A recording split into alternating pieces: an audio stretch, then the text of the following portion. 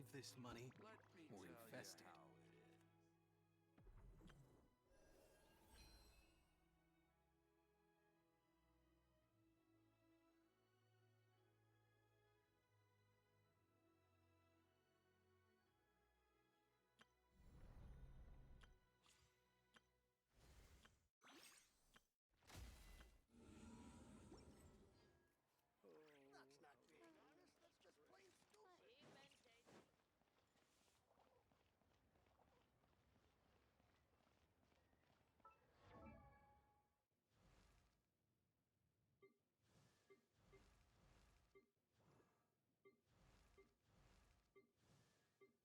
honest. That's just plain stupid.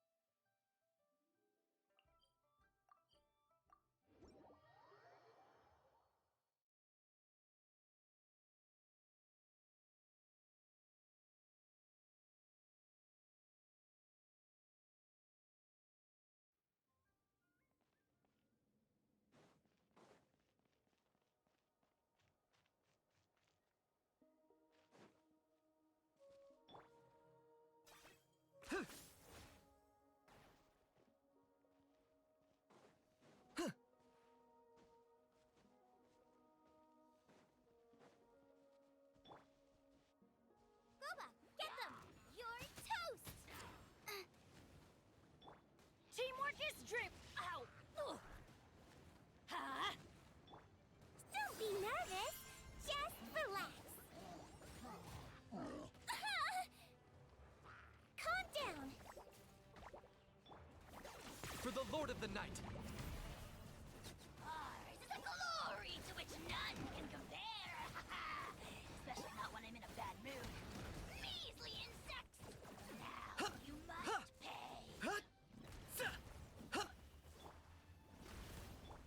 Huh? Hold still. Target acquired.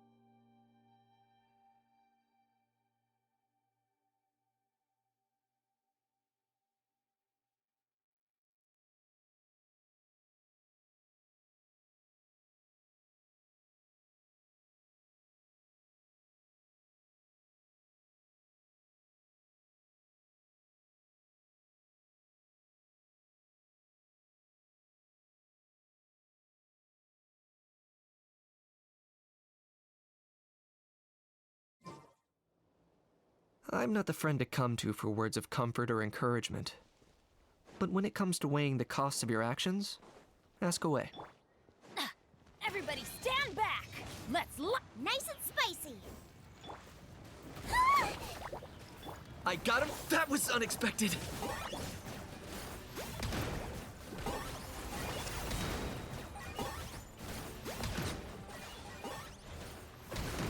Zah! Yeah! Kuh!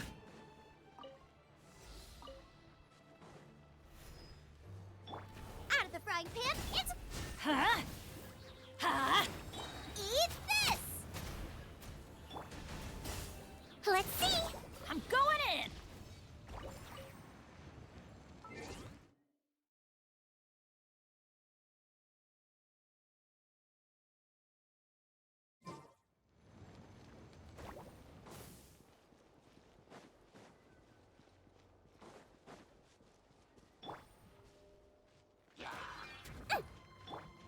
Huh? Out of the frying pan. Full glory! The dead would blaze in dragons! I swear, it's for medical research. It's all... Oh! It feels... Locked on!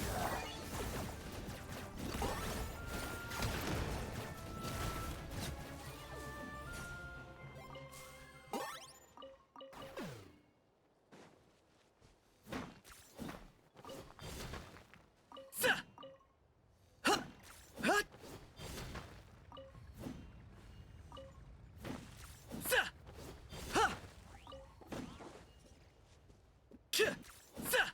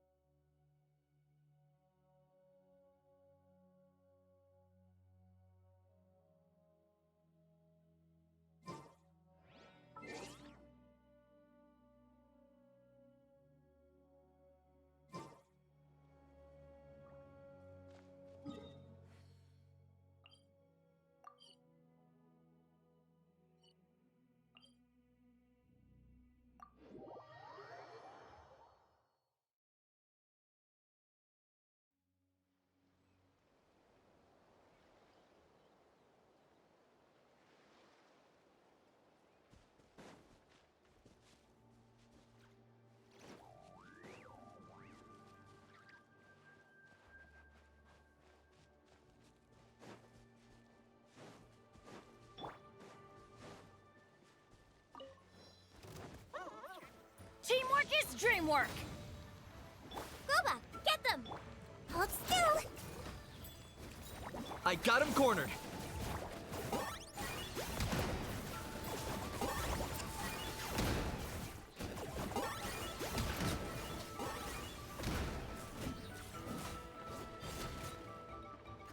Yeah! Huh? Hey, yeah! Out of the frying pan, into the fire! Let's see!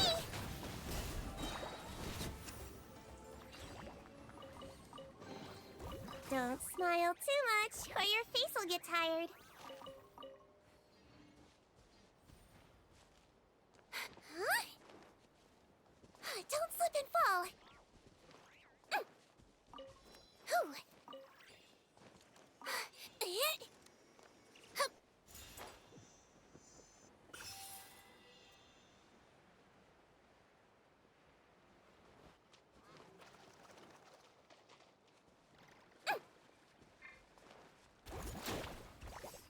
Don't slip and fall!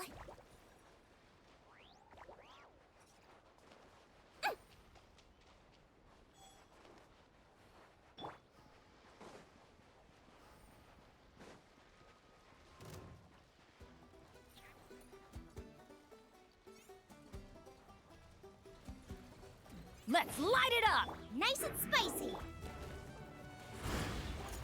For the Lord of the Night! Ugh! You might feel a Which little none prick. can compare! Especially not when I'm in a bad mood. Measly insects! Now Everybody stand back! Out of the frying pan. Target acquired.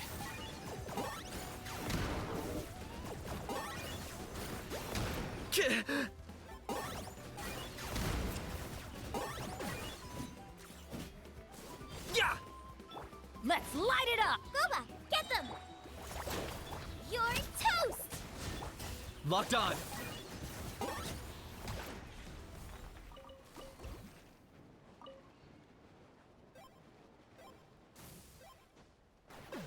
Huh?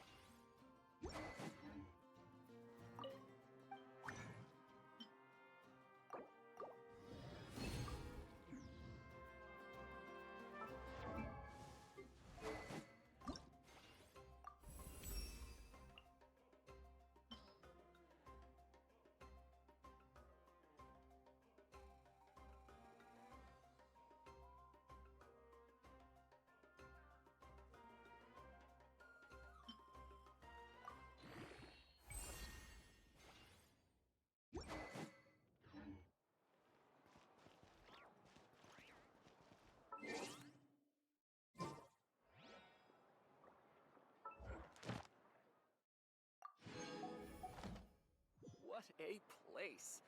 The world is full of surprises. Is the ability to not get lost some sort of talent? If you're not familiar with the area. With the mixing process if you don't keep your voice down. Best I don't see you over in the west then. Onion skin? I'm heading Don't you come with me here.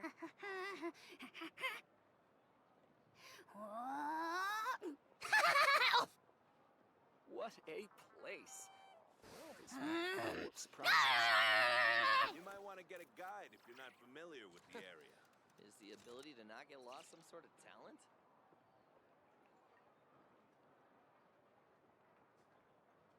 What sort of color Don't is interfere this? with the mixing Not process Best I if don't you see don't you keep over your in the voice west down. then. I'm heading east. Don't you come with me here. What a place. The world is full of surprises.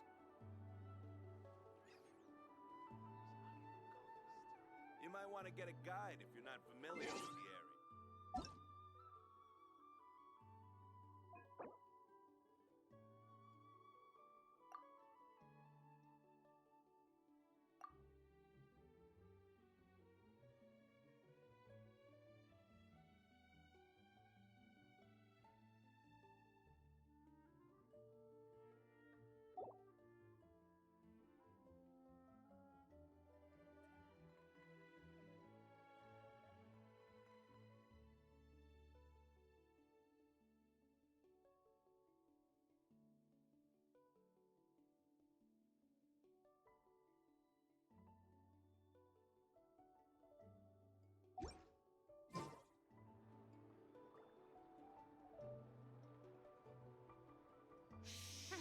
Interfere Best I with the don't see mixing you over in process the if you west don't keep then. your voice down.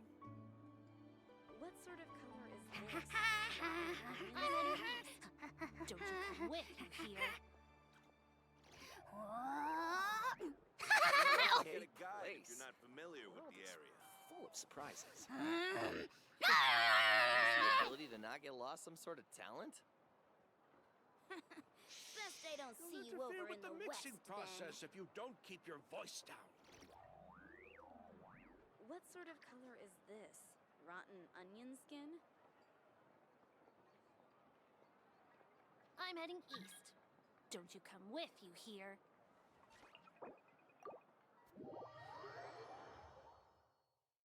You might want to What get a a guide if you're place. not familiar with the World is area. full of surprises.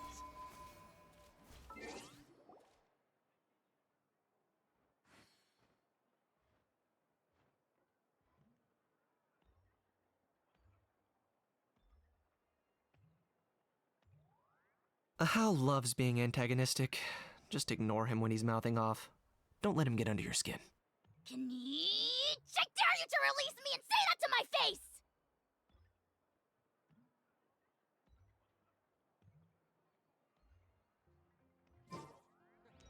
Is the ability to Best not I get don't lost see some you sort of over in the talent? west, then.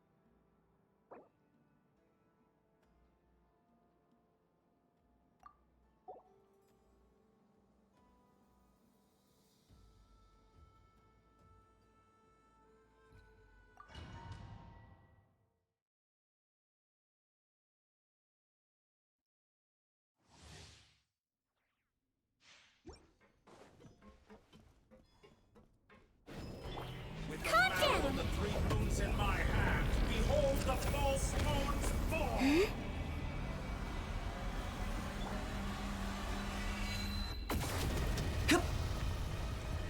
Forest, protect us. That was unexpected. Shadow of the past, Converge. mind to command. With one heart. Don't you know this? Yes, for less! Scared, speechless. Let's go. Forever hold your peace.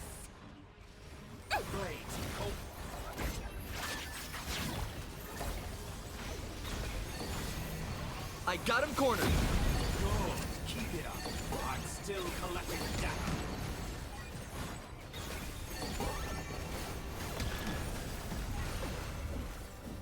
Did you... Such as feeling woozy. Allow me to step in.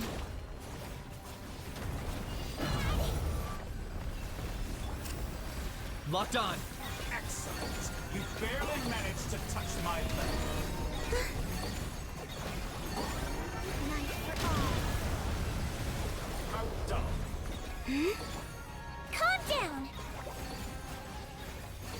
Don't slip and fall. I swear, it's for medical research.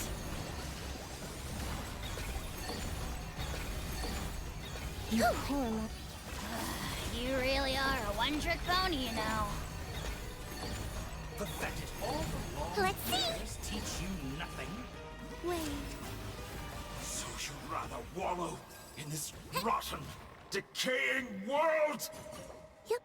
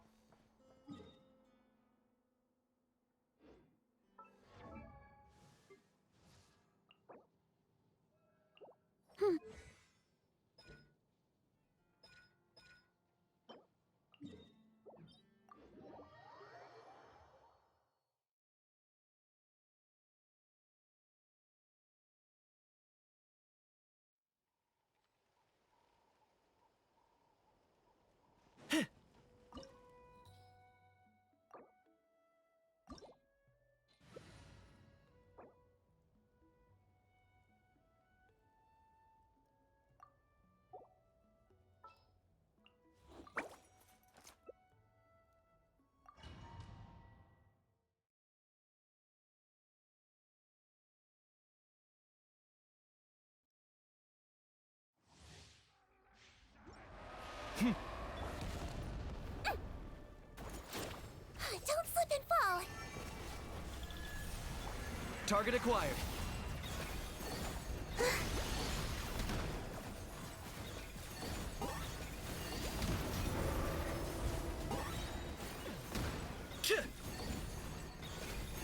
For the Lord of the Night. Submit You might feel a little prick. Scared, speechless. I got him cornered. Forever hold your peace. With one heart, we pray. Wayne.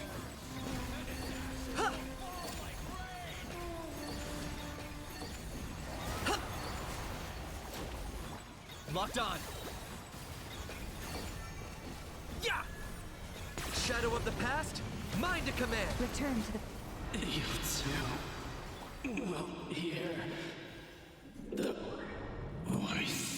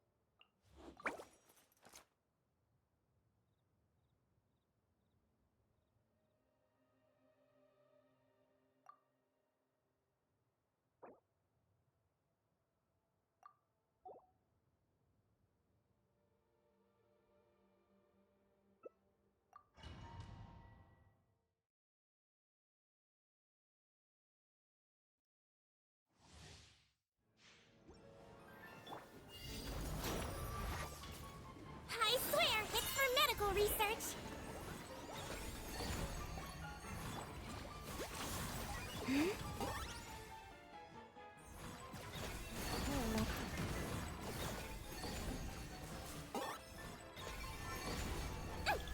Hold still. Claim these souls. Glory to which none can compare. Especially not when I'm in a bad mood. Measly insects. Now you everlasting hope.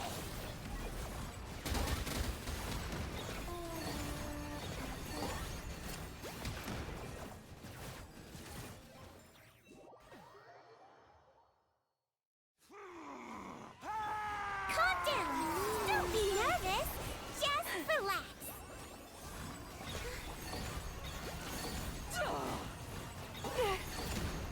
You poor.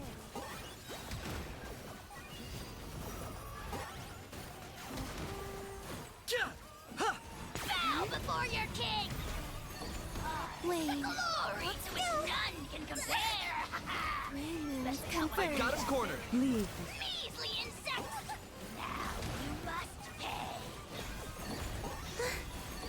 By the frostman of old. I swear, it's for medical research. Let's see. The final act is upon us! Yeah!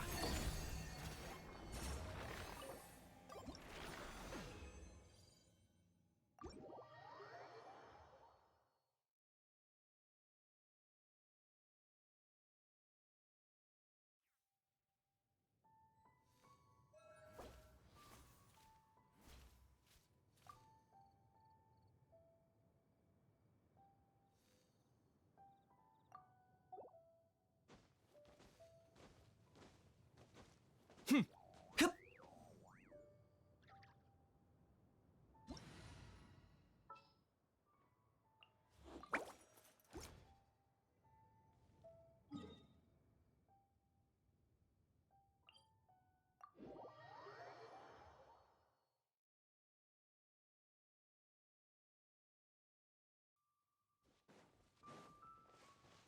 Calm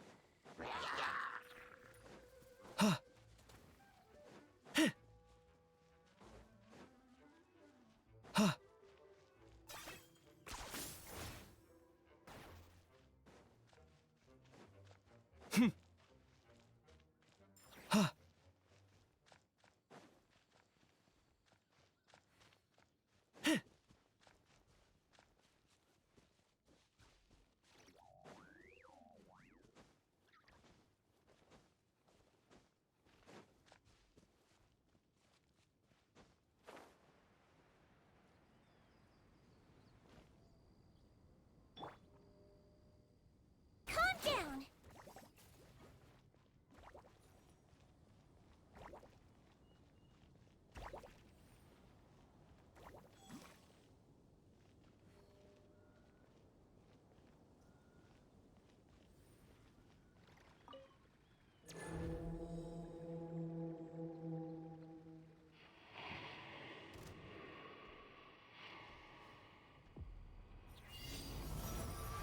Let's see! For the Lord of the Night! Submit your souls in sacrifice! Scared, speechless? Then forever hold your peace.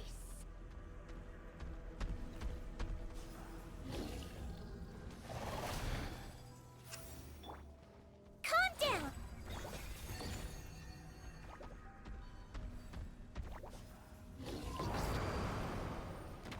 Target acquired.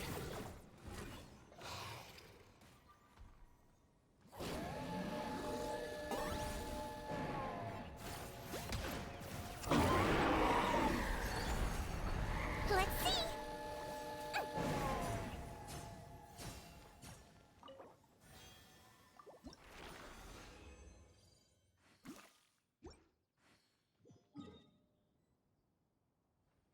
Ding dong! From Maritime Flower here, with a little tip for anyone planning on going outside and enjoying this lovely sunny weather. Please apply sun lotion to protect your skin.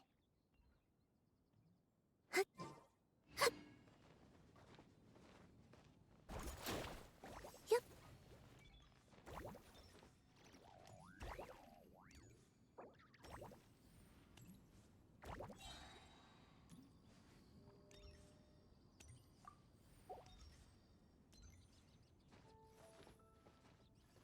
Don't slip and fall!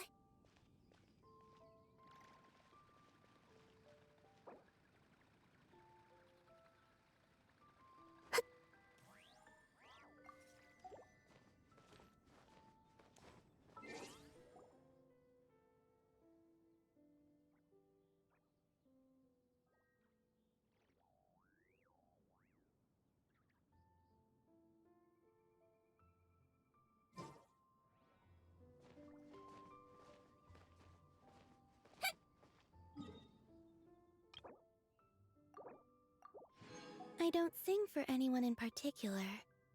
Still, if someone stops to listen, I hope...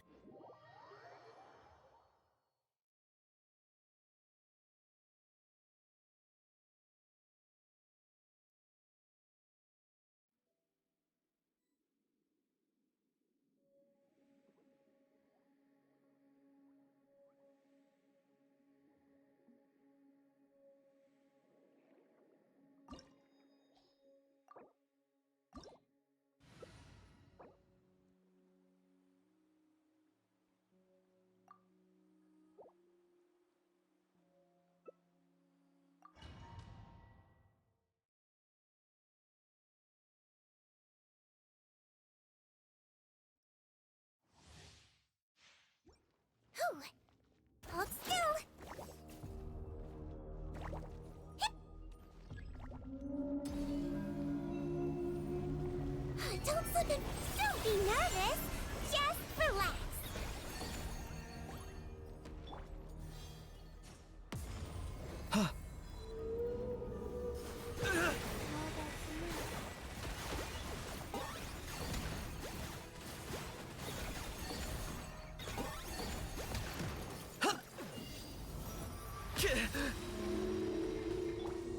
Let's see.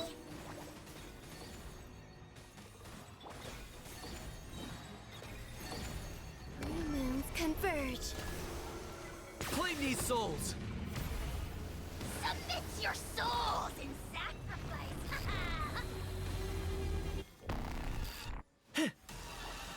Hold still.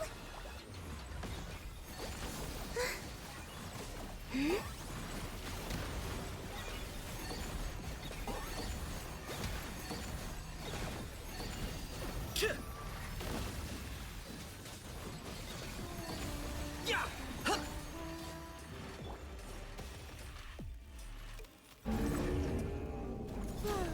Whew. Full glory! The dead would blaze in dragon fire. I burn it all! All!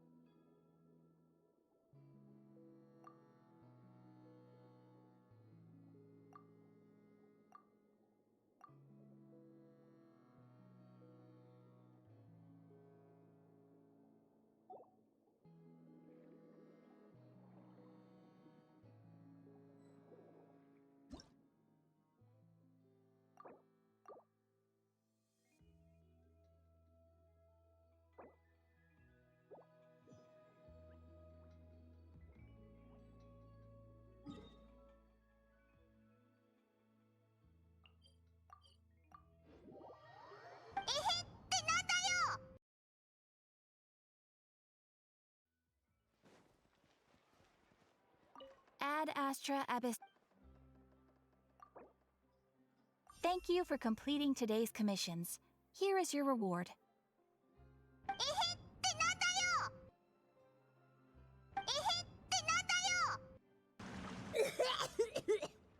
Paimon accidentally swallowed some water!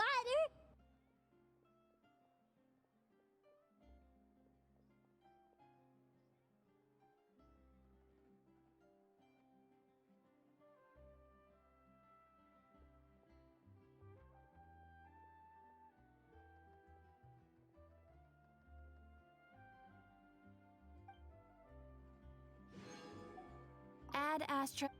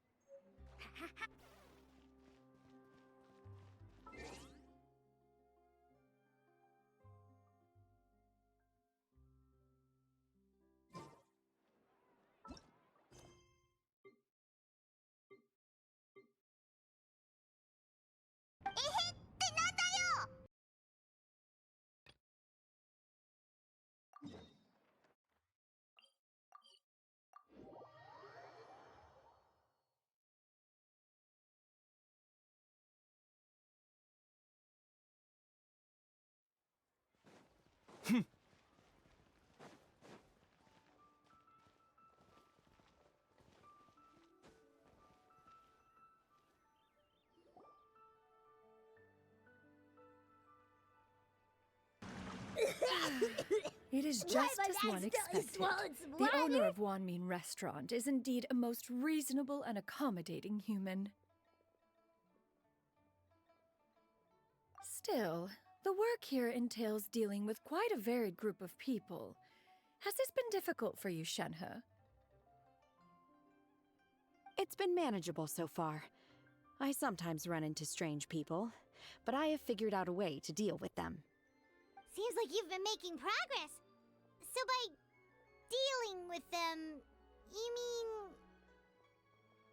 First, I try to talk sense into them. If that doesn't work, I threaten them with violence. At this point, they usually decide they are in favor of a civil conversation. Oh, how should Paimon put this? Oh, a sensible plan. One is gladdened to see you integrate so well into human society. And you, Master? How have you been? Simply marvelous. Though Mount Outsong has scarcely enjoyed your presence recently, one has hardly found the pleasure of one's own company to be lacking. I see. Just as expected of Master.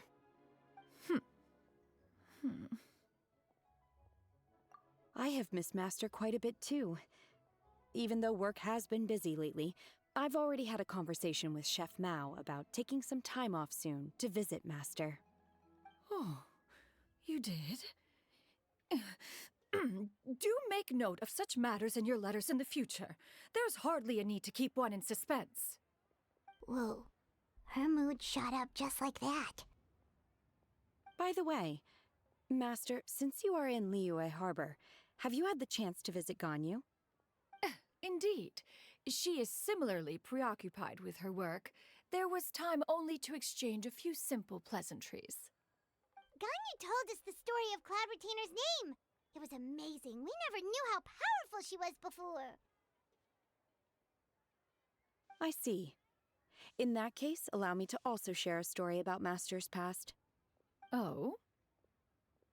Is that a problem, Master? I believe this to be a good topic of conversation. No, not a problem. One was simply caught off guard. But no matter. Please, proceed. One is most curious to see how much of one's own conversational prowess you possess.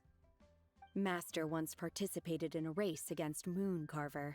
After Mooncarver lost, he insisted that Master's ability to fly gave her a natural edge in such a contest. In response, Master agreed to forego flying in return for being able to use one of her devices in the race. Mooncarver accepted, only to find Master with a brand new device on the day of the contest. Huh, what kind of device was it? It was a mechanical vehicle made out of iron. What was it called again? Oh, an electro-powered bicycle? Oh, you refer to the bicyclical Thunder Flashmobile. One spent 49 days conceptualizing and crafting it. It need only be infused with adeptal energy, and it can cover thousands of miles in one day. Oh, it boggles the mind why Mooncarver ever supposed he might best me in a contest of locomotion. Though he sprinted with all his might, he could barely keep up. Alas, the one flaw of my mechanism lay in its weakness against mountainous terrain. One was thwarted mere seconds from victory, when it was thrown off course and failed to make it across the final stretch. Truly a most unfortunate turn of events. Anyway, do go on, Shenhe. Master, that was the end of that story.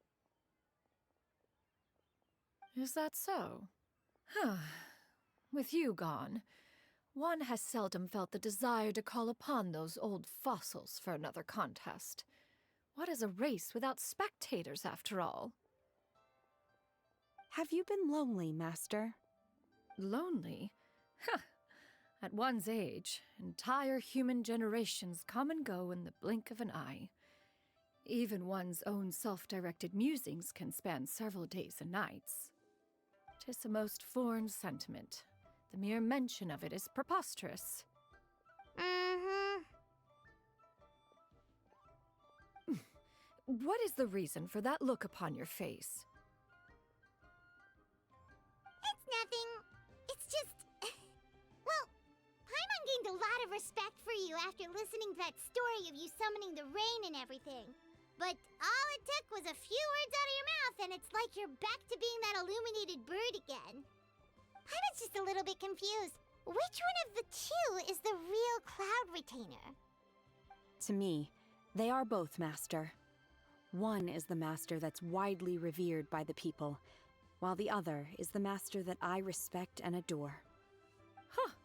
One finds oneself exalted yet again with sweet words of praise and flattery of a most extravagant nature. You chose to exalt one with your words, yet you refuse to grace Mount Outsong with your presence for any extended period of time. One would almost question the sincerity of your estimations. This is not to say that your words paint an inaccurate picture. One has always lived by a single ideal. Eschew all action and abide by no rule. One does as one pleases and speaks as one pleases. Others may critique or praise as they see fit, yet one places little weight in such judgments. She got like, what, 2 sentences of flattery from her disciple, and it's as if her ego is about to burst. Do you have any empty tables?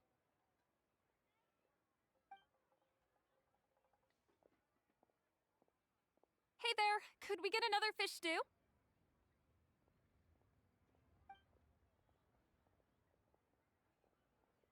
I'm hearing more guests come in. I should get back to work. All right, good luck with the lunchtime rush, Shenhe. Mm-hmm. I'll try my best.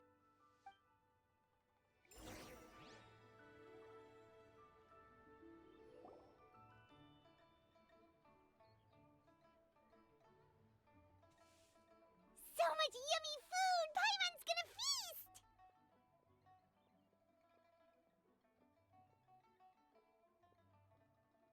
One is fond of all kinds of delicacies and delights in a multitude of flavors.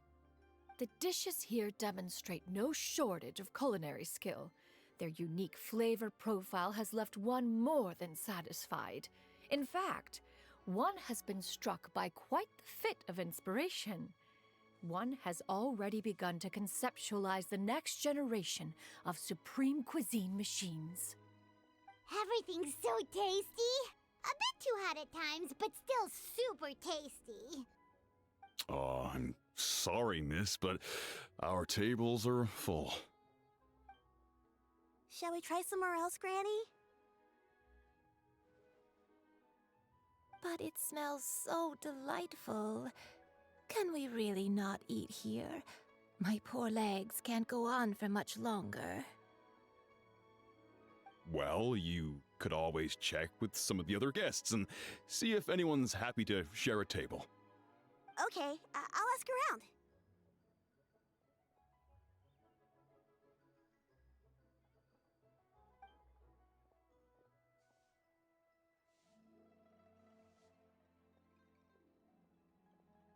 Excuse me, would you mind letting us share a table with you? There are no empty tables left, so... Ah, well, Paimon doesn't mind. What about you guys?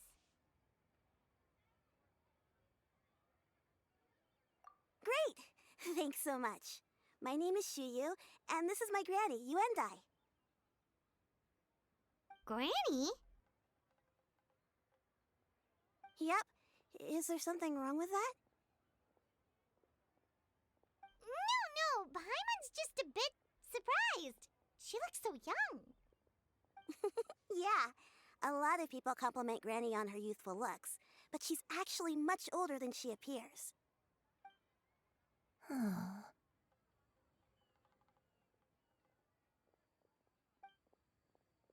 Granny, why don't you take a seat?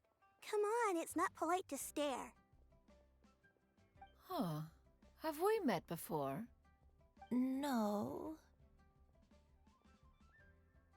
'Tis a fated meeting, then. Please, take a seat. What would you like to eat, Granny? I can order for you. I want braised earthworms. They always pop up out of the ground after a rainstorm. No, not this again.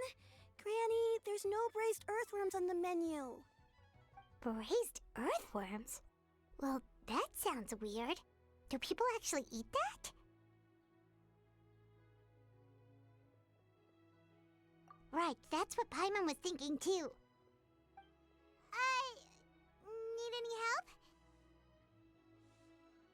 Help? Oh, do you mean with Granny? Thanks, that's nice of you to offer. Granny has pretty bad dementia, so her memory's getting worse all the time. She's always saying things that sound kinda confusing. Actually, her memory's been bad ever since I was little. But it's gotten so bad lately that I even have to remind her who I am every morning. They died young. It's just me and Granny now. Oh, But it's okay. Don't feel bad. Granny loves me a lot, and I love her a lot too. Sure, it's hard at times, but you just gotta make the best of the life you've got. wow. You're really tough for your age, kid. You're too kind. And me? Oh, what about me? You're tough too, Granny. Plus, you're really gentle, and you're always there for me. Yes, and it's hardly as if I forget everything. I still remember the important things. Hello, Candy! Wait, what was that really important thing again? Ah, I remember now. It was a dream. I had a dream where everything was dark. Someone was standing in front of me. She told me to come and find her, and that once I'd found her, I would be free. Huh? That sounds super important. But how come you've never told me about it before? It was just a dream, so I forgot about it. But I'm in a good mood now, and somehow I remembered it again. You know, I believe I've had this dream a great many times. But just how many times have I had it? Now that I do not remember.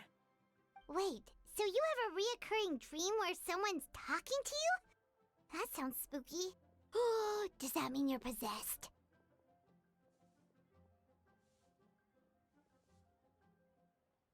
Unlikely. Her eyes are clear and her breathing remains calm and level. One sees no signs of possession. Are you sure? Who do you take me for? Is one not an adept? Am I not an expert? Huh, you're right. Paimon almost forgot you're the expert. In that case, do you still remember what the person in your dreams looked like, Granny? Not anymore. Although, I have a sense that she looked rather like me. But not as I am now. My younger self. A younger version of Granny? This is just getting weirder and weirder. What is going on here? As one said, fate must have brought us together. You may leave the situation to me. Are you sure? So, what are your names? Paimon's Paimon.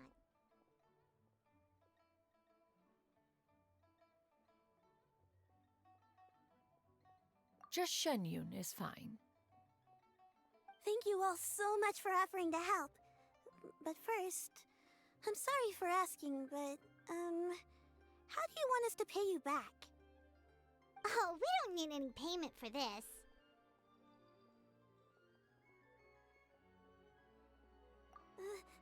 Thank you so much. You're welcome. But Miss Shenyun, what exactly can we do to help out this granny? All we have to go off is that dream. Where do we start? That is elementary.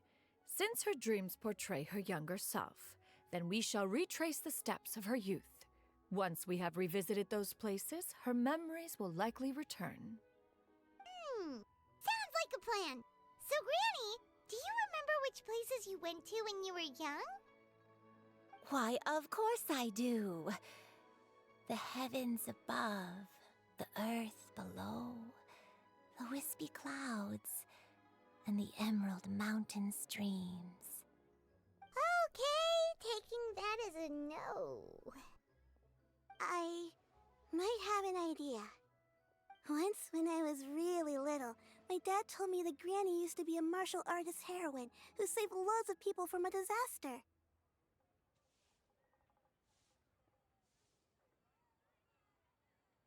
If it's true, then maybe they wrote about it in the history books or something. A martial arts heroine?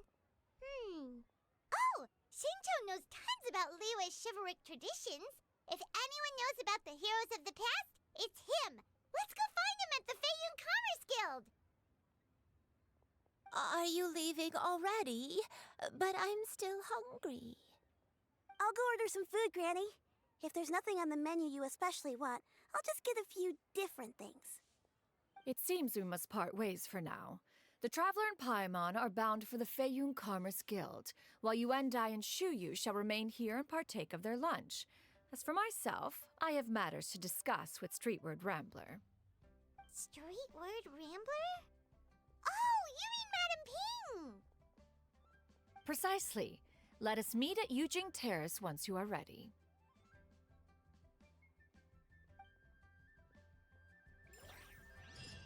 Everyone, always wanted to try this place. Eat to your heart's content. Today is my treat. Cheap and tasty chop suey!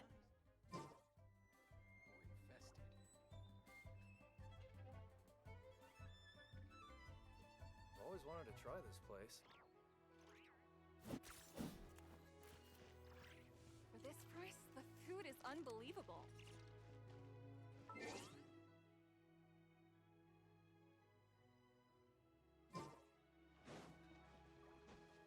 Ha!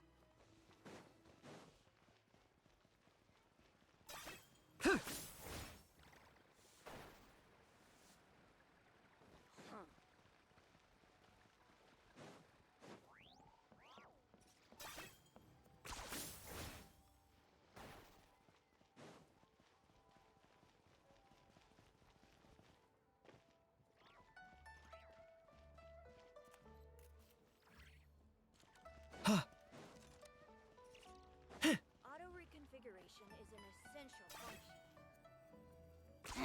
10 points for agility.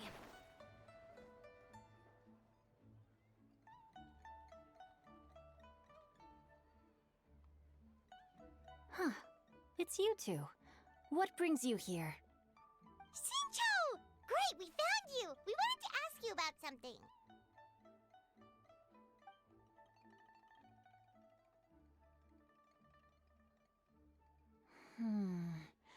That's not a whole lot of information to go off of. I don't know if I can say for sure.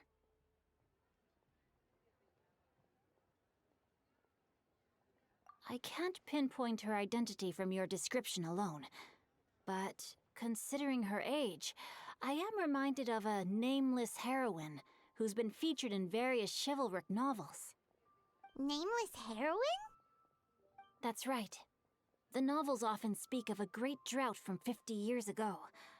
As the people suffered, a nameless heroine appeared and began to clear away evil spirits and bandit camps. The people idolized her, but never learned her name. All they knew was that she always acted alone. Later, though, she supposedly fell in love with a similarly noble-minded exorcist from Mount Tianheng. They were well matched in more ways than one, often fighting together as a fearsome duo of otherworldly strength. After the drought ended, the heroine and the exorcist left the public eye and began living a reclusive life in the mountains. All that remained were tales of her incredible accomplishments. The way this nameless heroine faded from fame into obscurity later in life is not too dissimilar from Miss Yuendai. I hope that's somewhat helpful. Thanks a lot, Xingqiu. We knew it'd be worth talking to you. It's nothing at all. Just something I came across while reading. I did do a bit of extra research on her story, but it was just out of personal curiosity. Well, Paimon still thinks that's super cool. Oh, wait, Xingqiu, if you've read up on her, do you know of any places often associated with her? Let me think. In the novels, the nameless heroine always appeared near one of 3 places. Wangshu Inn, the area just north of Jueyun Karst, and Qingyun Peak. Perhaps the real-life heroine who inspired the character was also often seen near those 3 places. That would explain why those locations appear in the various novels written about her. You're welcome. To be honest, I found some parts of the story confusing when I first came across it. If Miss Yuendai was indeed the original inspiration for the character, she may just be able to help me put the pieces together. It's rare for a chivalric hero to fade into obscurity during their lifetime, even after retiring from the public eye. But no one ever saw or heard from the nameless heroine again. There were even rumors that she became extremely ill. I've never understood why someone would go to such lengths to erase themselves from public memory. It's almost as if she was trying to hide from something. There's probably far more to the story than what's been written. We'll be sure to tell you if we manage to uncover the truth. That's a deal. Perhaps, behind the truth of it all, there lies a story more fantastical than any work of fiction. Paimon feels like we just learned so much from Xingqiu. A drought, a nameless heroine, a life of seclusion. Wait, why does the story sound super familiar?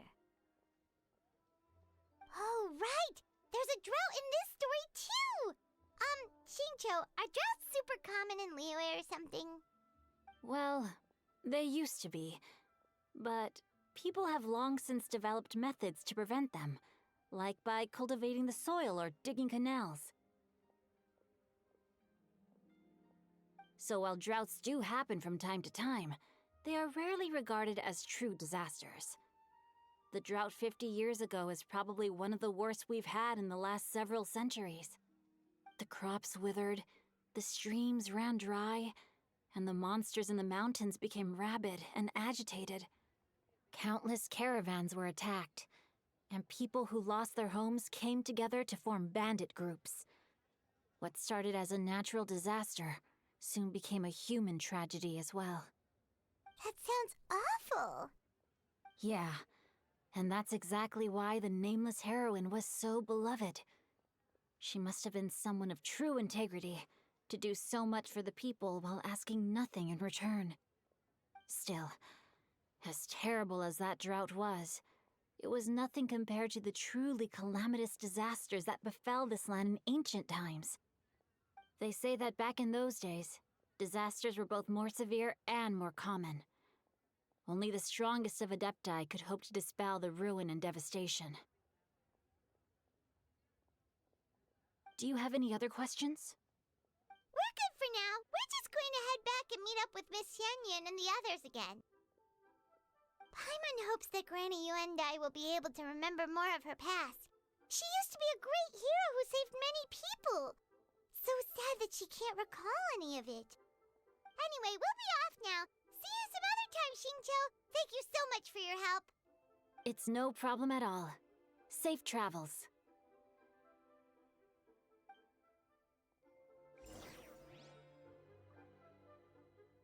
I can't wait to see my adorable daughter again.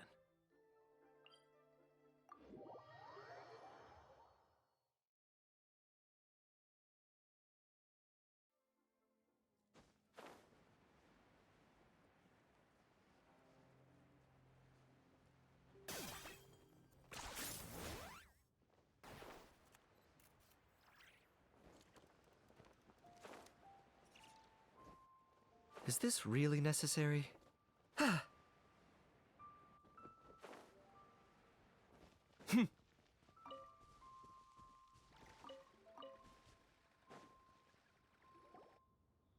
I have recorded the tune that you requested. I hope it will be of help to you. Oh, thank you. Straight word, Ping. What has amused you so? Oh, it's no serious matter. I was just reminiscing about the last time I saw you in this form. Time has wrought such change in this world, and yet you appear just the same as ever. Time has little bearing on one's existence, nor has one keenly felt its effects whilst dwelling at Mount Outsong. Nevertheless, Ping, one would like to seek your counsel on a personal matter. Oh, why so formal all of a sudden? I must say, you're making me a little nervous. What is it? Well, the inquiry is as such. Approximately how much more would one need to afford a comfortable life in the harbor, not unlike the one that you yourself lead? It does not require as much as you may think. Still, do you mean that... Club retainer, Madam Ping! What are you two talking about? Nothing save for some trivial matters. Have you unearthed any useful details? Shinto has a theory, but let's save it for when Chuyu and Miss Yundai have joined up with us again.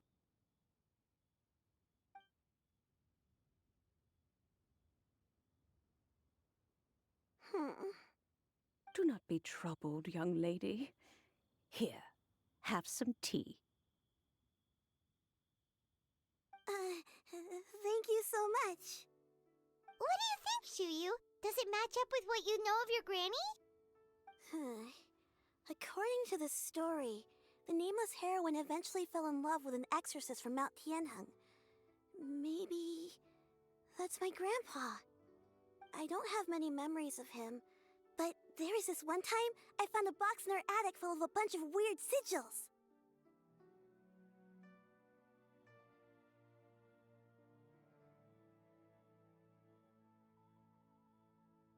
I think so too.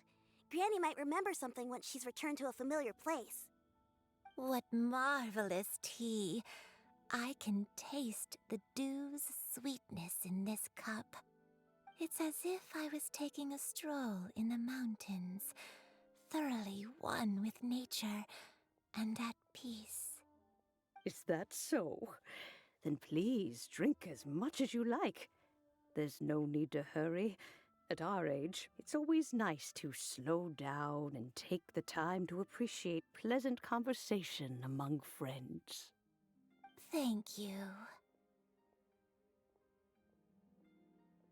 Okay, since we have the time, can I ask you something? Sure thing. What would you like to know? I have a secret I want to tell you. Let's go talk over there. This is a peaceful neighborhood.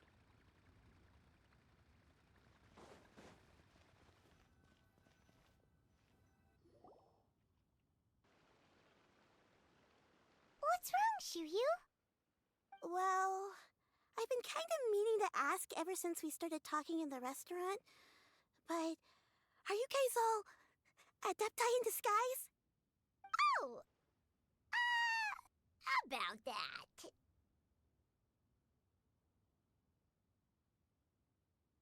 Well, you guys just seem super special. Plus, I think I might have heard Miss Shen Yun call herself an adeptus. Oh, must have been a slip of the tongue. Shen Yun, since you were the one who, misspoke, maybe you can explain to Chuyu here what you really meant by that. One is indeed an adeptus. Is that of some concern to you? Huh? I knew it. Well, one time when I was a little kid, I saw a pure white illuminated crane. I had this super high fever, and Granny wasn't around. I was feeling all icky and gross. But then this snowy white crane flew down from the sky. She put me on her back and flew me to her cool adeptus house and fed me some sort of magic potion. When I woke up, I was already back in my bed, and my fever was gone. I really wanted to thank her, but I was too sleepy to stay awake, so I never got the chance. So, I just kind of wanted to ask if maybe any of you have ever met an Adeptus like that? A pure white illuminated crane? The only two we've ever met are blue and white and black and brown. Have you ever met one that's pure white, Cloud Retainer? Never has one met an Adeptus with such features. One surmises such a description is but a hyperbolic embellishment that oft results from narrative accounts. That's weird. Was it really just a dream then? Well, even if it was just in my head, it doesn't matter that much anyway. All I really want is to help Granny recover her memories. I'm really grateful for all your help. Leave it to us! Now that we know the 3 locations, we just need to visit them one by one. Let's go to Wangshu Inn first! Okay, I'll go get Granny.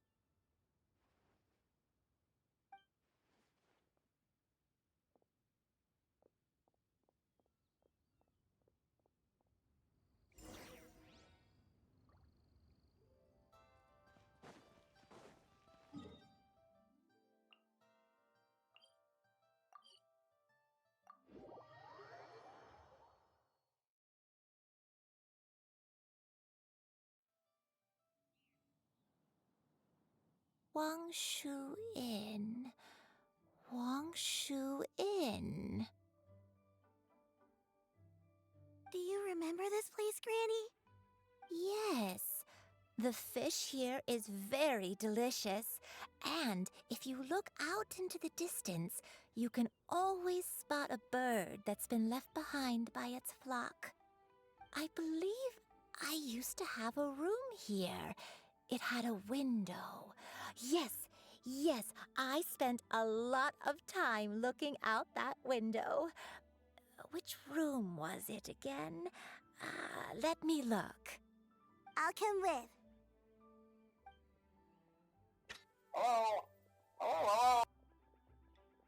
Paimon's still having some trouble understanding what she's talking about, but if she's so familiar with this place, that must mean she lived here, right? Wait, huh? Whoa!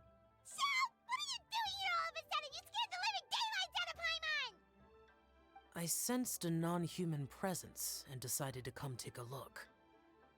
If you're here, then there's likely no trouble afoot. I suppose there's no cause for concern. It's been a while, Cloud Retainer. I see you have returned to your previous form.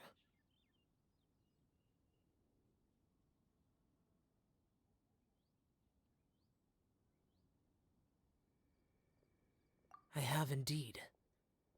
I fought alongside her in this form on many occasions during the Archon War. Oh, wow! What was she like during the war?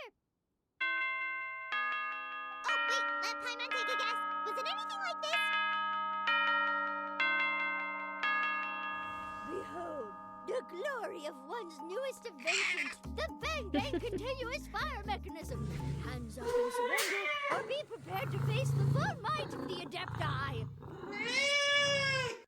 An impressive imitation. Paimon knows her all too well. Even so, Cloud Retainer was not always as ostentatious as you describe. You may be unaware, but her talent with Adepti sigils is just as formidable as her skill in mechanics. The Archon War reached its peak after Guizhong's death. The Cloud Retainer who fought beside me in those devastating battles was taciturn and solemn, only speaking when she had to activate her sigils. A Cloud Retainer who barely talks? Paimon can't picture it. But what happened after that? If you were so powerful in your human form, why did you decide to take up your bird form again? Once one had bid farewell to the world of mortals, what use would one still have for such a shape? When dwelling between mountain and forest, away from the struggles and troubles of the mortal world, a mortal form is hardly the most fitting of choices.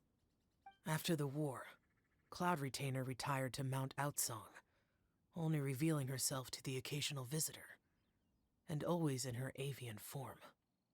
Although I do believe there was an occasion some 30-odd years ago when she decided to don her human form. I believe it was for the purpose of... One believes there is little need to relive bygone matters. Granny, are you okay? Back then, at this place, Perhaps this conversation should end here. I shall take my leave now. Should you encounter any trouble, you need only call my name. However, given that you are traveling with Cloud Retainer, I trust you are in good hands. Everyone! I think Granny is finally beginning to remember her past. Slowly now, calm your mind and recount what has been recalled. A long time ago, I stayed here to recuperate from my illness. Huh. So what Shinjo said was true! You did fall ill! Was that why you went into hiding? I don't remember. I'm very sorry, but I can't even remember the name of my illness. The only thing I can remember is that it took a great toll on me, and there was no cure for it. I was confined to my room in Wangshu Inn, where I spent many days unconscious. I'd come to every once in a while and stare at the migrating birds outside the window. It was a solemn sight. I remember crying, but I'm not even sure I knew why. One day, I met a traveling merchant. Upon hearing of my illness, he sold me a bottle of soul-revitalizing tea pills. He told me that the pills were concocted using Adepti blood and could be used to alleviate my symptoms. Sure enough, I made a full recovery. My illness remained dormant for several decades after that.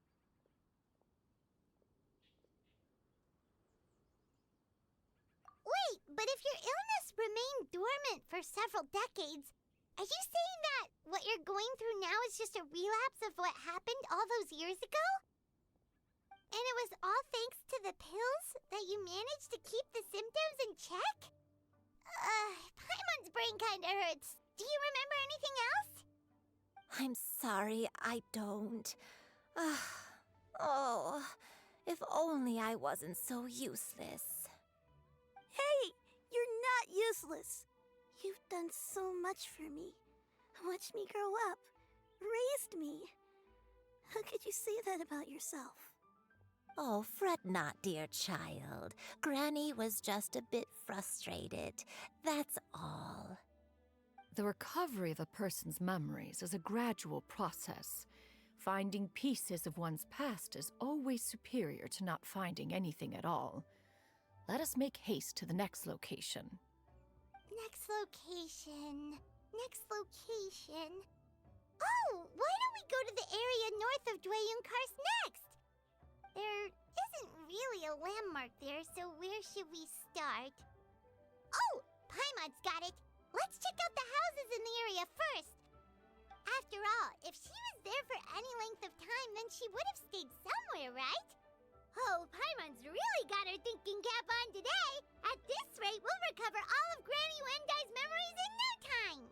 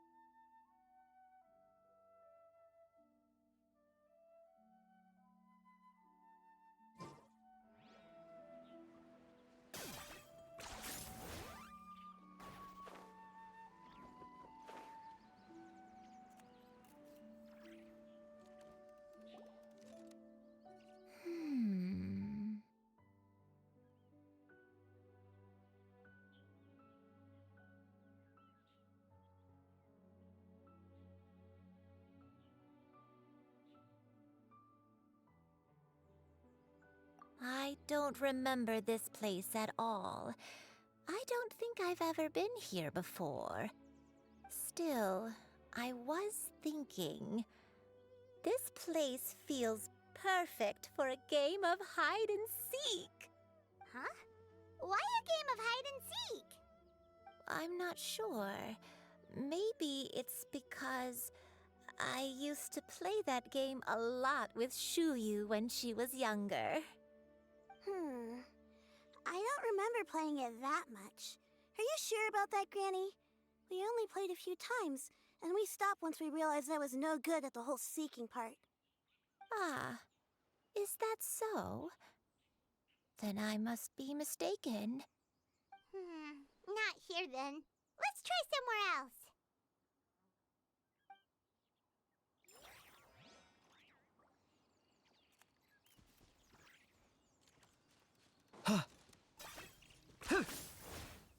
Is this really necessary?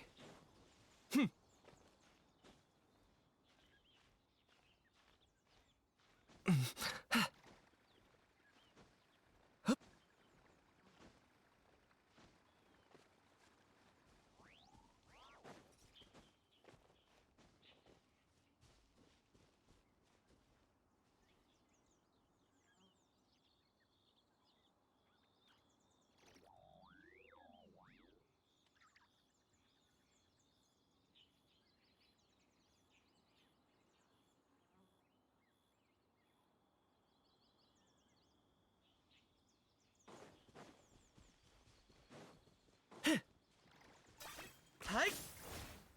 Yeah.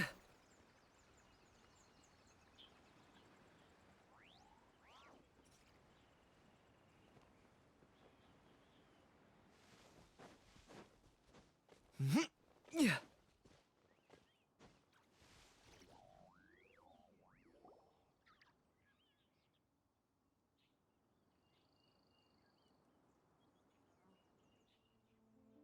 Paimon sees an abandoned house!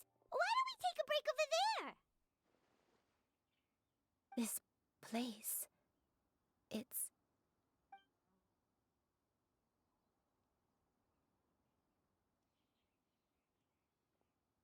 Did you remember something, Granny? I remember. Shuyu.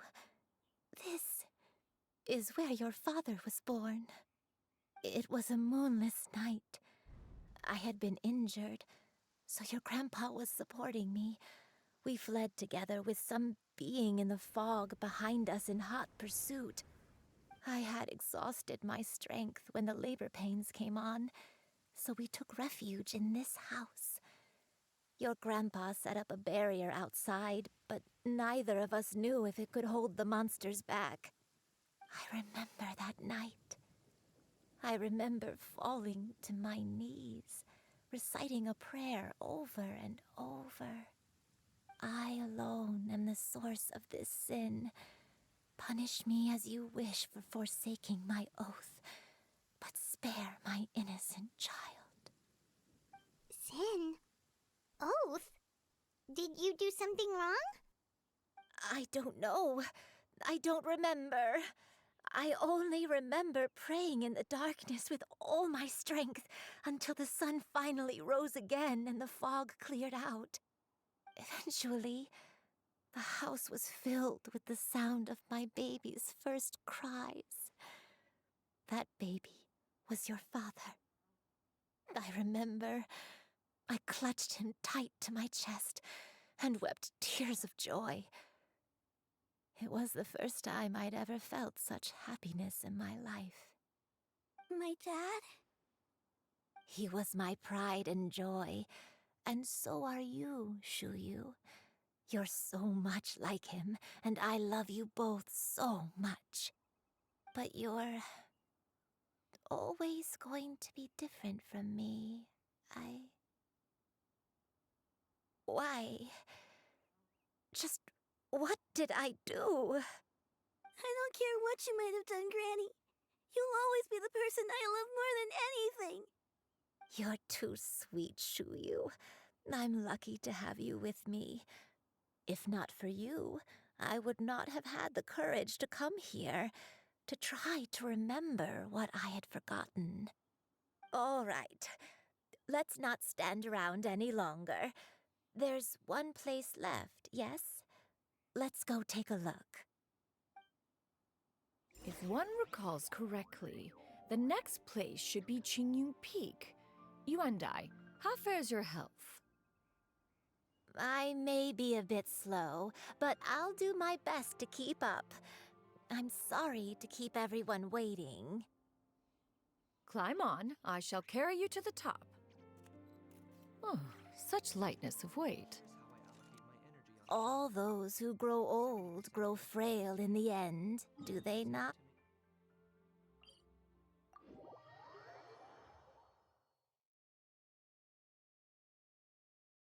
My only wish is to depart this world with a lucid mind, to free myself of this torment and the burden it places upon others. Fret not. You have my aid in this endeavor.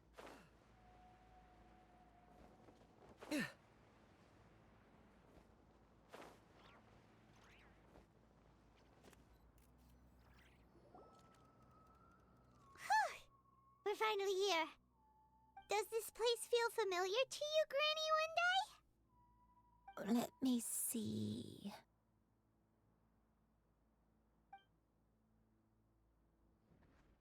How strange. Have I lived here before? When we were at Wangshu Inn and the abandoned house earlier, though I couldn't remember everything, I still felt a sense of familiarity. I could easily picture myself in those places. But here, I don't have that feeling. Perhaps I did come here in the past, but it just didn't leave a strong impression on me. But did the stories get it wrong then?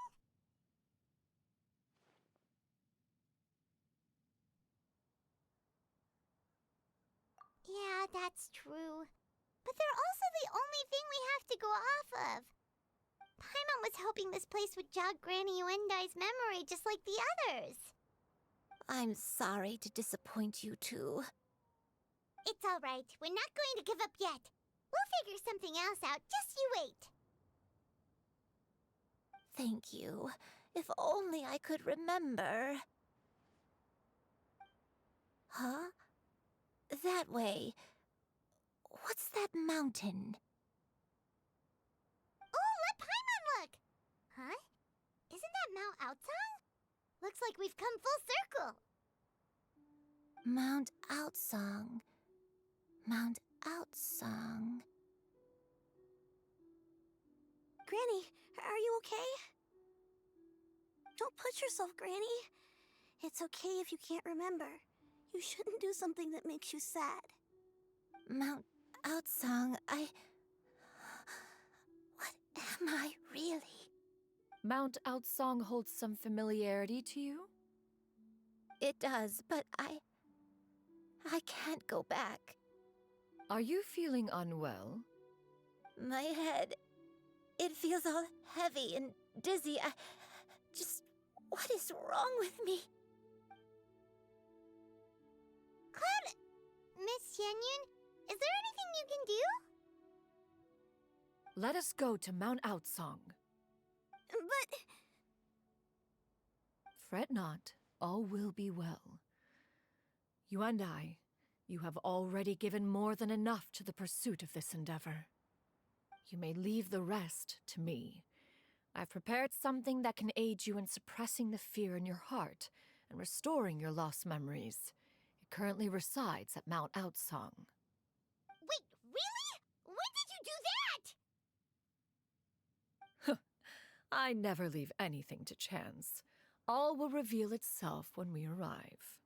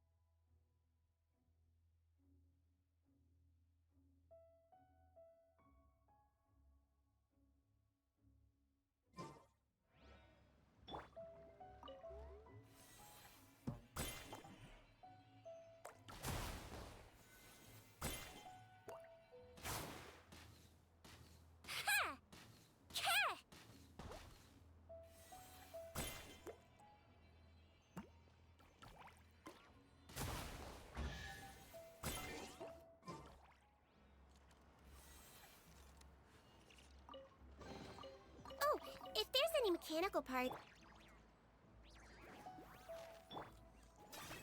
Are you running away?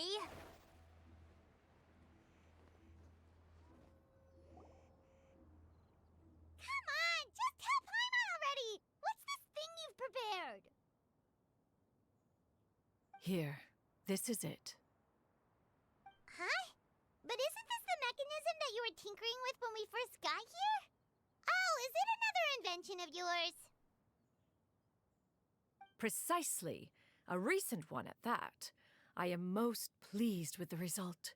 I call it the Suspensus Somnium mechanism. It periodically releases a soft breeze, which when paired with a gentle adeptal tune, can help the listener subconsciously relax and even enter a semi-hypnotic state. Soothing agitation and anxiety, relieving exhaustion and insomnia, its potential uses are numerous indeed. Candy! And of course, they can also aid in the recovery of lost memories. Oh, what a cool gadget! But if you wanted it all along, why did you keep it to yourself until just now? Why? You could have come to Mount Alpha and accidentally saved Paimon on the way to How preposterous. Had you and I not recalled much of her past through her own efforts, the device would have nothing to draw upon. We Adepti can only help those who first resolve to help themselves. Had she lacked such determination and strength of character, one would have little to offer in way of assistance. Paimon thinks she gets it now. Hey, what's that other thing? As previously mentioned, a gentle adeptal tune is required to take full advantage of the mechanism. One secured such a tune from Streetward Rambler. Only with her melodies can the mechanism reach its peak power. Oh, Paimon can feel what you mean. Paimon's body feels light as a feather. It's as if she's lying down on a warm patch of grass after a super satisfying meal. And you and I, is the mechanism helping you to relax?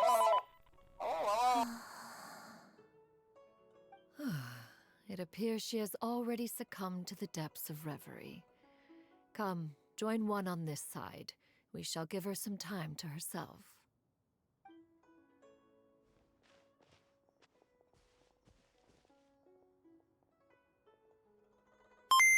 The drought is over. But why do you look like you want to cry? The potion. It's nearly run its course. I've never regretted meeting you. Not even for a second. Please. Please, no.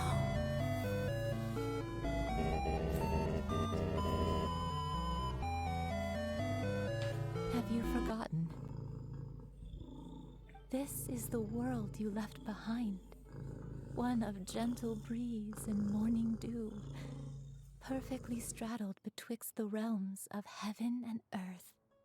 This is your home. This is where you belong. You should have never left. The you of the past, the me from not that long ago. We should have never.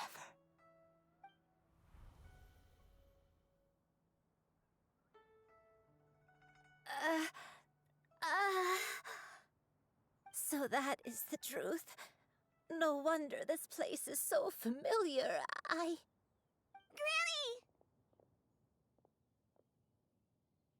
Granny, are you okay? Cloud Retainer. Your memories have returned? Wait, did you just call her by her full name? Does that mean you already knew each other? Yes, I now remember everything. Everything. Granny, please don't cry. I'm here. I'm here. Oh, don't worry, my dear child. Granny is fine. I'm so sorry, everyone. You've gone to so much trouble on my behalf. It's all come back to me now. The most important thing that I had forgotten was the truth of what I once was. One can sense the guilt that now plagues your conscience. Reclaiming a truth long buried is sure to come with a myriad of complex emotions. Perhaps one should recount the story on your behalf while you compose yourself. No, it's okay. Now that I've remembered, I must face my memories head on.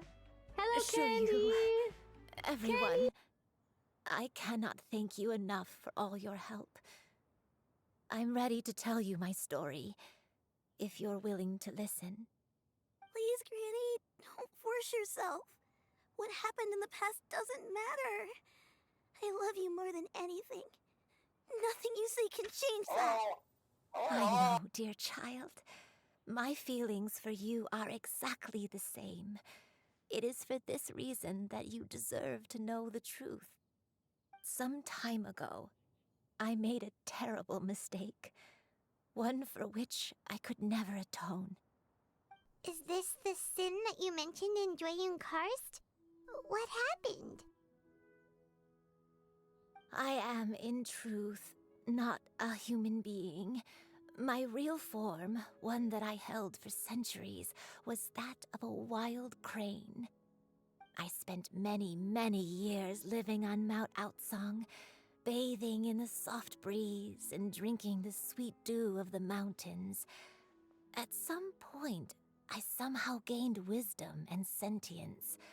The Lord of the Mountain, Cloud Retainer, became aware of my existence and began to share many stories with me. She even passed on the secret of cultivation to me. Though she never took me on as a formal disciple, I always saw her as my master. Whenever she took out her tools to work on mechanisms or new inventions, I would also stand next to her and watch. I even contemplated completing my training and becoming an adeptus in my own right. I followed her teachings, and time gradually passed us by. Until that fateful day 50 years ago. 50 years ago?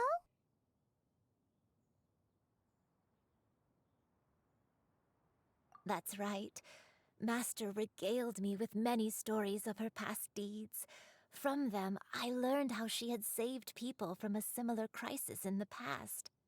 She was the one I looked up to the most. More than anything, I dreamt of becoming an adeptus like her. I wanted to travel the land like she had, relieving suffering wherever I went. But I was still far from being a real adeptus. I possessed no ability to take on human form and fit in with the crowd. Once she learned of my desires, Master prepared a special dose of human mimicry potion for me. She warned me that the potion's effects would only last 10 years, and if I were to fail to return to my original form at the end of that time, I would forever forget my past as a crane and become something neither human, beast, nor Adeptus. Oh no. So that was the source of your dementia all along. Was it because of Grandpa? Indeed, I fell in love. Though he was human, he had spent his entire life training on Mount Tianheng. When we met, it was not only my first foray into the world below, but his as well. Although clumsy and impulsive as he was, you'd think he was the real strange bird among the two of us. But still, just like me, he cared deeply about the world and wanted, more than anything, to cleanse it of all pain and suffering. I could not help but fall for him. But my time continued to tick away. Those 10 years passed by in a flash. Yet I did not want to leave his side, so I... Oh no. What happened next? I committed an offense. I wanted to stay with him, even if it meant living a life full of pain and suffering, even if it meant that I would eventually turn into a monstrosity. I knew I had betrayed Master's hopes, but I was too ashamed to face her. So I wrote her a long letter instead and asked someone to leave it outside her abode. I was convinced that she would not support my decision, and I lacked the courage to speak to her face to face. In my shame, I fled and tried to hide from the world, such that no one would be able to find me again.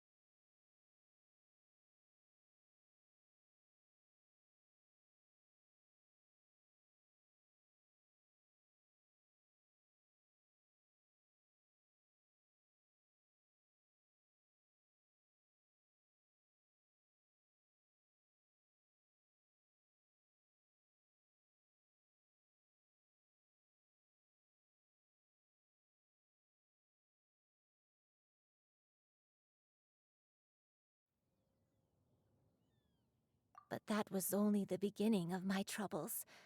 I began to suffer from a strange illness. My memories became hazy and confused, and I could no longer keep myself awake. I understood that my pain was caused by my refusal to return to the life I was fated to lead. Along with my memories as a crane, I soon forgot the true cause of my suffering as well. I knew only that I had committed a sin. All I could do was pray for forgiveness, even if I had long forgotten what needed to be forgiven. Looking back, I was beyond lucky to have come across that traveling merchant at Wangshu Inn. It was such a fortunate coincidence that we were there at the same time. If it weren't for those soul-revitalizing tea pills, I probably would have... Granny, what's wrong? Coincidence? Why did I ever think it was a coincidence? Tea pills concocted using the blood of an adeptus? No, it couldn't be. Master, don't tell me. Back then, that merchant was actually... Human custom would dictate the conferral of gifts to be in order when one's progeny is wedded, would it not? Consider the pills a symbol of one's best wishes. So when I tried to conceal my name and mistakes from the world and hide myself away in perpetuity, the only person I managed to deceive was myself. You knew where I was all along. One still remembers when you were but a fledgling. You possessed a certain fondness for a particular game.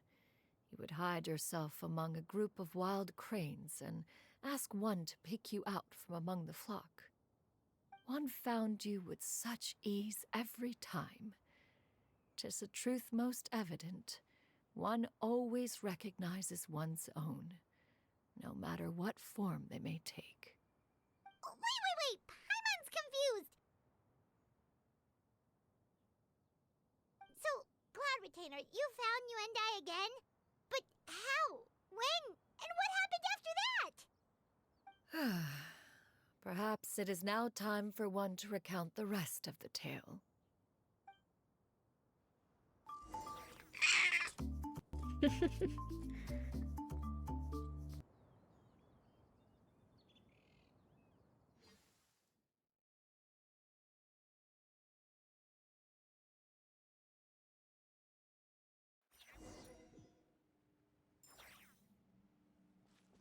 One was furious upon receiving your letter. Seized with anger, one set out to bring you to your senses.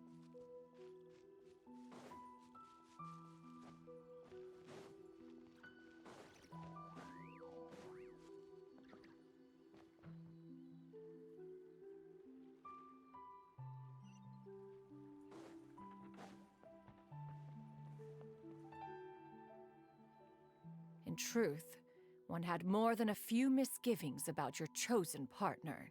As an exorcist, his talent was lacking. One could hardly say his skill with sigils was any better. But soon, one came to appreciate the devotion he bestowed upon you during your illness. He never uttered a complaint and rarely left your side. Unwilling to begrudge someone of such character, one decided to overlook his aforementioned deficiencies, glaring though they may have been. Wishing to grant you a life without regrets, one gathered many divine ingredients and used one's own blood to create a form of medicine. Though imperfect, it managed to suppress the more dire effects of your illness. As for how to deliver the medicine, after much contemplation, one eventually decided to perform the deed oneself. One took great care to alter one's features and select the appropriate attire. Only after meticulous scrutiny did one finally set out for Wangshu Inn. As one expected, you were most ignorant of one's true identity. You showed not even the slightest inkling of recognition. One was quite torn. Should one have celebrated the success of one's disguise, or mourn the loss of your acquaintance?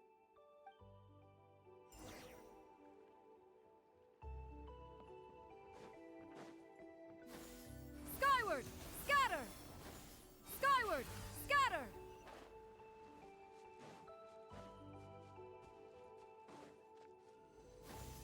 Skyward! Scatter!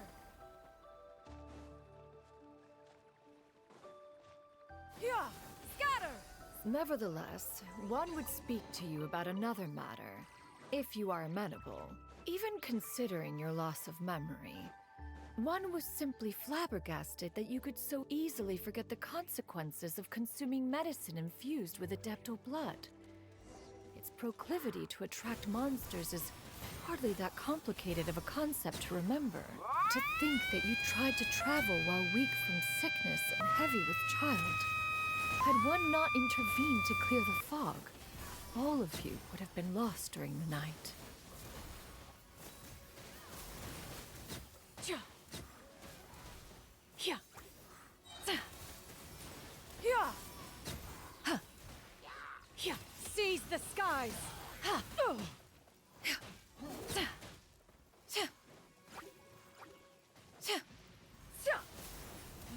Yeah. Scatter. Skyward.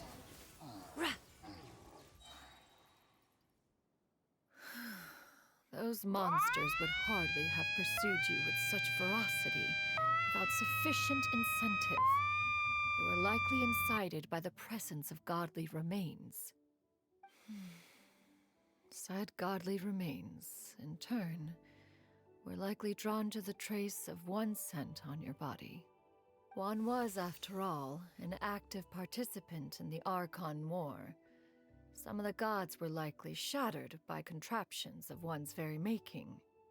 In the end, one was relieved to see you endure through the night. At the break of dawn, one heard an infant's cry pierce through the air, and one saw you carefully cradle the child to your chest. Although certain mortal matters remain foreign to me, one could not help but be moved by your joy. To see you happy, that was more than enough.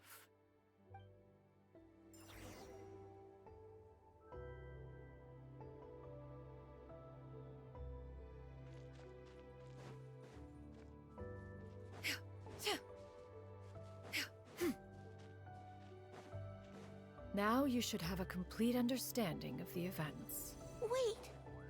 But if that's true, then the crane who took care of me when I was sick must also be... Ah, one had almost neglected to recount the absurdities of that tale.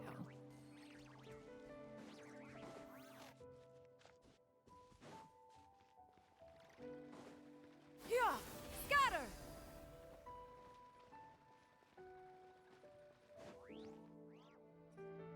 Just as you and I troubled one with her antics, so did you give one many a headache.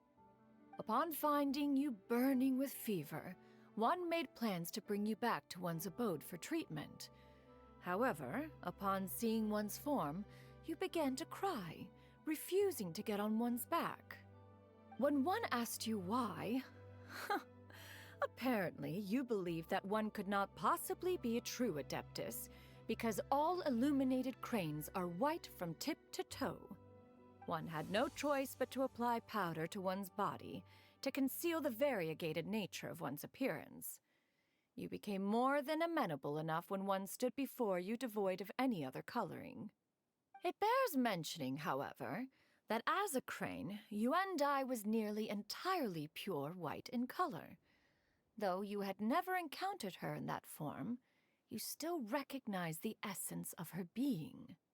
Perhaps fate brought you two together in more ways than one.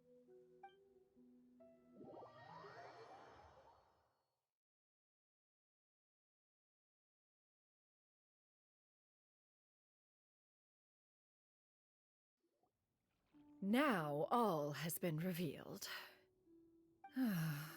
One owes you an apology, Yuandai.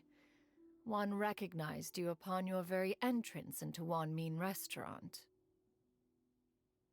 One has always viewed you as a disciple of equal standing with Ganyu and Shenhe. Indeed, one wished to bring your story to a satisfactory end with this visit to Liyue Harbor. Still, one could not reveal your identity right away. Had one simply informed you of all you had lost, all those cherished memories would merely have become the fictionalized account of another. Memories are most meaningful when recalled by those who lived through them. Would you not agree?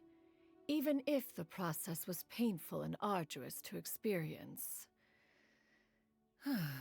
Have you any further inquiries? Master, I must ask, if you found me all those years ago, why did you leave me be, even though you knew about my mistake? Why did you not bring me back to Mount Outsong by force? One has never regarded your action as a mistake. It was a simple choice, nothing more. When it is time for one's progeny to leave the nest, it is the responsibility of an elder to let them fly free. Yet, when your wings grow weary and the night grows dark, just know that you always have a place to which to return. 'Tis a refuge referred to by many a name in mortal writing. Home, nest, haven. Whatever its denomination may be, its essence remains quite unchanged. One speaks, of course, of a place not unlike one's own abode. One's disciples are free to come and go as they wish, yet the door remains forever open to those who wish to return. One rather hopes you count yourself among them. Thank you. Thank you so much. You and I. One expects you too have sensed the rapid deterioration of your condition as of late, have you not? 40 years ago, you chose a path without a future. Though one used one's own blood to provide you with a few decades of extra time, it merely delayed the inevitable. One may have extended the path, yet one was unable to alter its final destination. Even the power of an adeptus has its limits. Had your condition continued to deteriorate, you would have forgotten your life as a human entirely. In the end, you would have turned into a creature lacking in the ability to even comprehend its own monstrousness. Fortunately, you were able to avoid that scenario by reclaiming your memories. Though one sped the process along by providing some guidance, the result is entirely a reflection of your own effort. So, what's gonna happen to Granny? One will help her reclaim her original form as a wild crane. If it be fated, she may recover her sentience one day. She's gotta go back to being a regular crane, huh? Master, you've already done more than enough for me. I don't know how I could possibly repay your kindness. This is a better result than I could have ever hoped for. How much time do I have left? Not long. The transformation is imminent. Granny? Please don't leave, okay? You're all I have left. Please! Don't be sad, dear child. Granny has led a wonderful life. My only regret is having to leave you behind. Don't forget to eat well, okay? A growing young lady like yourself needs lots of good food to grow big and strong. Promise Granny you'll take good care of yourself when I'm gone. I promise, Granny. I'll do whatever you say. Good girl, good girl. Don't worry. It's not goodbye forever. Granny's gonna become the most formidable crane in all of Mount Outsong. Granny will train day and night. I won't stop until I can turn into a human without having to rely on anything but my own power. When that day comes, we'll be able to live together again, you and I. How's that sound? Good. That's a good girl. Even though we won't see each other for a little while, as long as we both work hard, we're sure to meet again someday. I'll eat well, Granny. I promise. And I'll wait for you, no matter how long it takes. I'll wait for you to come back. That's a good girl. Then Granny really has no more regrets. I'm so sorry, Master. Thank you for everything.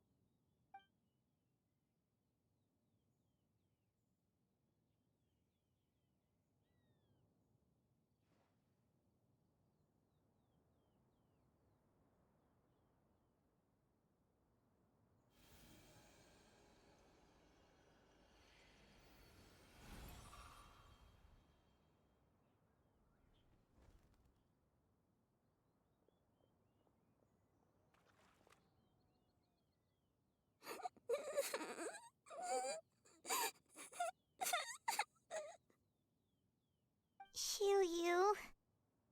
Let her be. At her age, crying is a natural, if not fitting, response to such an event. Tears are a necessary part of maturation. Sometimes there is scarcely a better vehicle to wash away the toll of stress and misery. Now that the issue has been resolved, you should also take a moment to relax. Give yourself some time to rest. Take a nap if you must. One will wake you in due time.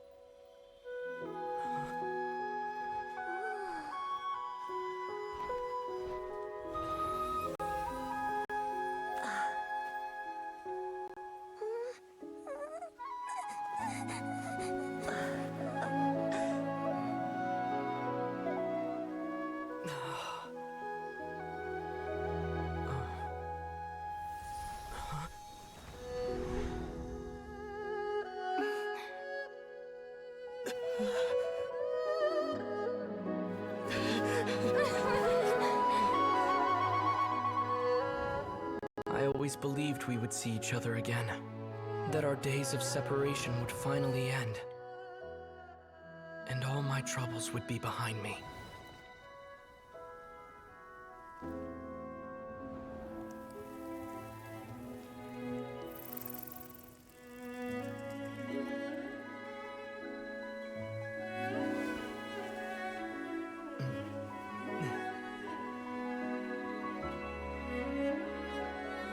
If only things could stay this way forever.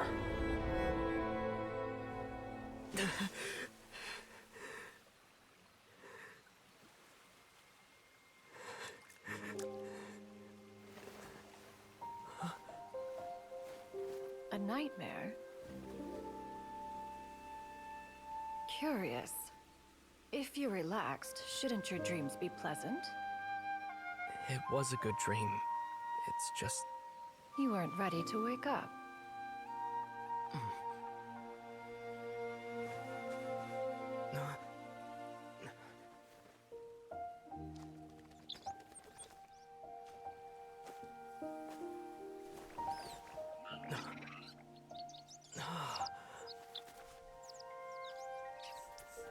Eloquent as one may be, words of comfort are not one's strong suit.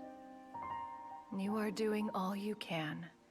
One can see your strength of will, your fearlessness in the face of danger. And so, whatever your dream may be, one believes that you shall achieve it. Of course, whenever the perils you face overwhelm you, or you become weary, one is always here for you. After all, as an elder, it is only right to look out for the young ones.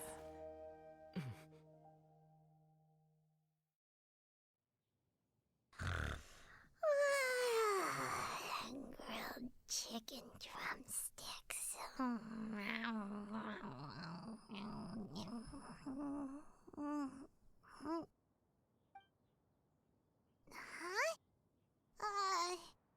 Was Paimon sleeping just now? Oh. Oh, Paimon wasn't talking to you. Paimon had a dream about eating grilled chicken drumsticks, that's all. Madam Adeptus? Oh, Shuyu, you're awake. How do you feel? I feel a little better. Thanks. I know I'll see Granny again someday, so I don't feel so sad anymore. Madam Adeptus, could I ask you something? Would you take me in as a disciple? Oh, and have you reasons for this sudden interest? I know Granny thought what she did back then was wrong. She felt really bad about it. But without that mistake, I would have never been born. Even though Granny lost her memories, she never forgot to show me how much she loved me. So, I thought maybe one day I could become a cool Adeptus like you and help a whole bunch of people, just like Granny wanted to do. Upon some reflection, one supposes you are no mere mortal. The fact that Yuendai's blood flows through your veins is proof enough of that. If this is what you desire, one shall make it so. Thank you so much, Madam Adeptus. No, I mean, Master. Shuyu, are you sure about this? Paimon's gonna let you in on a little secret. We've seen Cloud Retainer's 2 other disciples, and they pretty much eat nothing but bitter herbs like genshin and violet grass.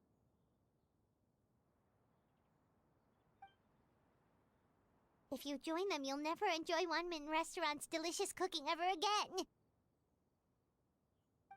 How utterly preposterous. One has never enforced such a rule. Every individual must find their own path to enlightenment. So long as one retains a pureness of spirit, one's dietary proclivities are quite irrelevant. Well, you say that, but Paimon's not seeing any tasty treats up here now, is she? Although Mount Outsong is rich in natural beauty, its location does preclude access to certain finer mortal comforts. That is precisely why one plans to relocate to Liyue Harbor. Shuyu shall have the honor of becoming one's first disciple in the human world. Whoa! You're leaving Mount Outsong? One has never concerned oneself with the location of one's residence. From the very beginning, one has sought only solace and peace. Yet in the end, all of one's disciples ended up in Liyue Harbor. Ganyu, Shenhe, Yuendai, they all chose a life among the mortal world. One has reflected on this fact for many years now. One can only assume that it is due to some failing on one's part as an elder or master. A failing, perhaps, of recognizing what it was they truly wanted. One is most curious as to what aspect of Liyue Harbor could have enticed them to remain there. One could hardly offer an opinion on the matter, but perhaps some time in the harbor will prove instructive.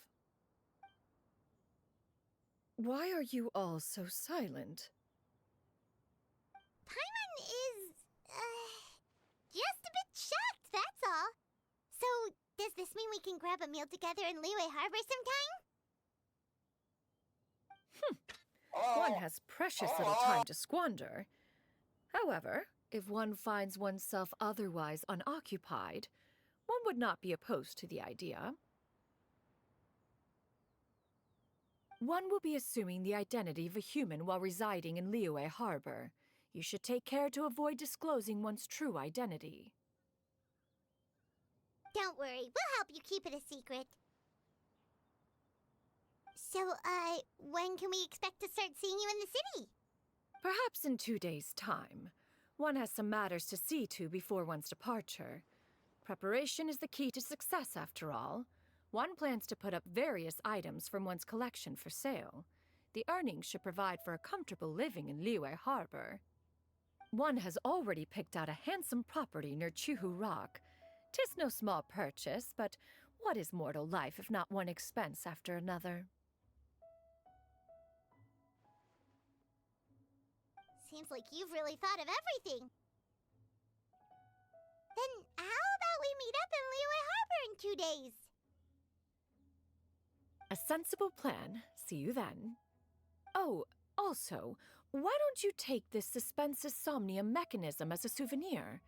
Anytime you should feel ill at ease in the future, you may try quieting your mind and sitting in meditation as you listen to its melodies. It might help you find a new perspective. Awesome! Thanks, Cloud Retainer! Hey, didn't we promise Shincho that we'd tell him what we found out? Should we make a trip to the Feiyun Commerce Guild? It's totally up to you.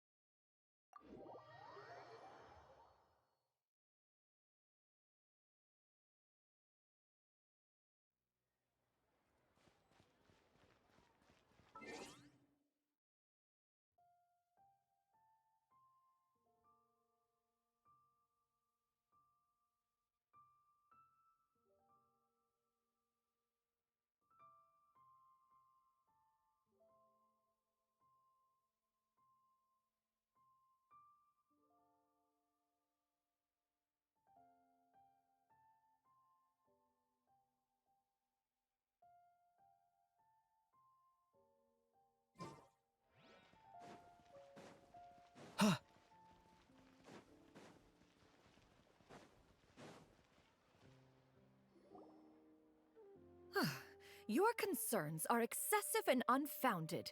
This is but a simple collection of ordinary valuables. Such intense scrutiny is hardly necessary. To be quite honest, your insistence on that fact is my primary cause for concern. In what way are any of these ordinary? Every single item here could be worth more than everything I own combined.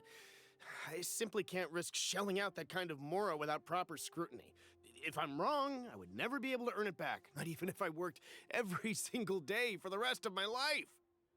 I have to be careful. Yes, you can never be too careful. We're here, Cloud. Miss Shenyan, what are you guys arguing about? Ah, perfect timing. This ignoramus is questioning the authenticity of my wares. I'll have you know, these items have remained untouched in my personal collection for several hundred years. To question their legitimacy is pure folly. Several hundred years? Indeed. They're family heirlooms, you see, passed down over many generations, as families are wont to do. Yep, they've definitely been around a while. We can vouch for her on that one. Hear that? Had I not found myself in need of Mora, I would scarcely have had the heart to part with them.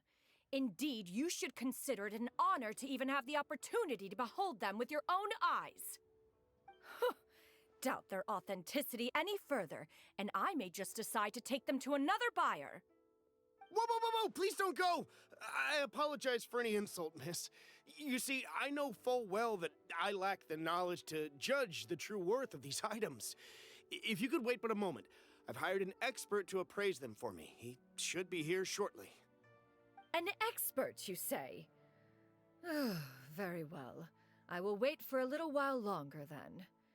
Traveler, Paimon, this is my new residence. If you have cause to seek my company in the future, this is where you can find me. Master! Oh, it's you two again. Hello. Shuyu! You got a new outfit! It looks great on you. Mm-hmm. Master made it for me. I like it too. Huh? You know how to make clothes? Do I know how to make clothes? With the support of the proper mechanism, sewing is hardly a challenge. Master, I brought in most of my stuff. There's a few boxes left, but they're kind of heavy, so I just left them outside. Fret not. I shall help you move them into your room. Actually, I should probably sort through my stuff a bit first. Everything's kind of messy right now, so maybe you could, not look yet, Master? Yeah, that'd be great. It appears my young apprentice has her own fair share of secrets. No matter. Do what you must, child. Now, this expert you mentioned, when can we expect their arrival? Soon. Ah, there he is! Here, allow me to make some introductions. This is Mr. Zhongli, a well-respected consultant at Wangshang Funeral Parlor and an expert in all manner of valuables and antiques. Mr. Zhongli, this is Miss Shenyun. She's the one who's looking to sell the collection of valuables I mentioned earlier.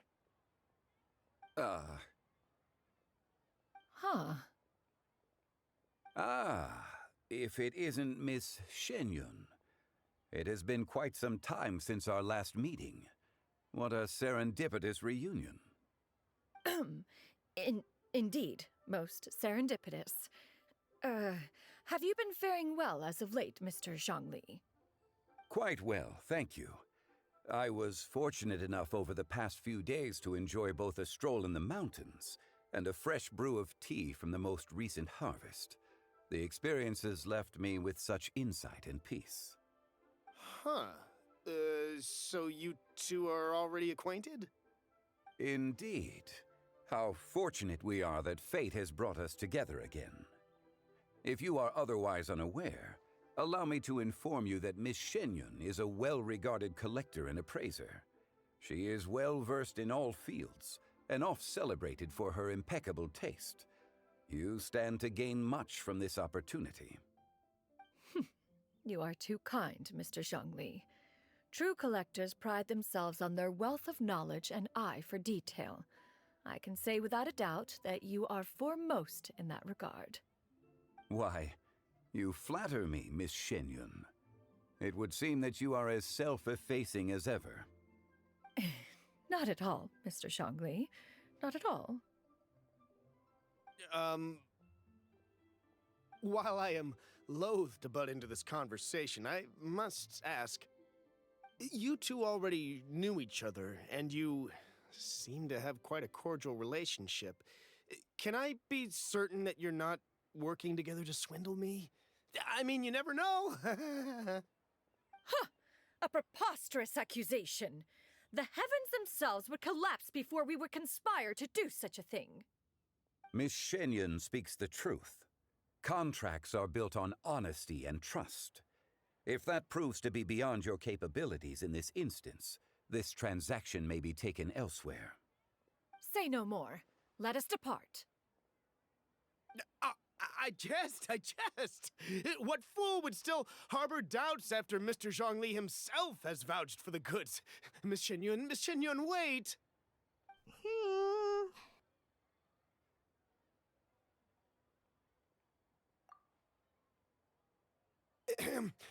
I deeply apologize for doubting you. So, Mr. Zhongli, could you please give me a final verdict on the value of these items? There is no cause for concern. They are indeed rare and precious valuables. Take this mechanism, for instance. Though one may not immediately perceive its purpose, its structure and appearance are exquisite enough to merit it a place in any fine home. The same can be said for this one here. Few could hope to possess an item that so perfectly blends mechanical wonder with geometric grace. I am sure you have heard from your travels that the study of mechanisms is among the most wondrous arts in this world. With that in mind, I earnestly recommend procuring every last item in this collection. All right. Since I hired you as my consultant, Mr. Zhongli, I shall, of course, trust your good opinion. Then, in that case, Miss Shenyun, I'll take the lot. However, since the final sum is quite large, how about we start with an initial deposit through the Northland Bank? The Northland Bank? Huh. Oh, you refer to the fiduciary house. Oh, very well. I fear people only use the term bank nowadays. In that case, I'll be off for now. I'll return to collect the goods once you've received the funds.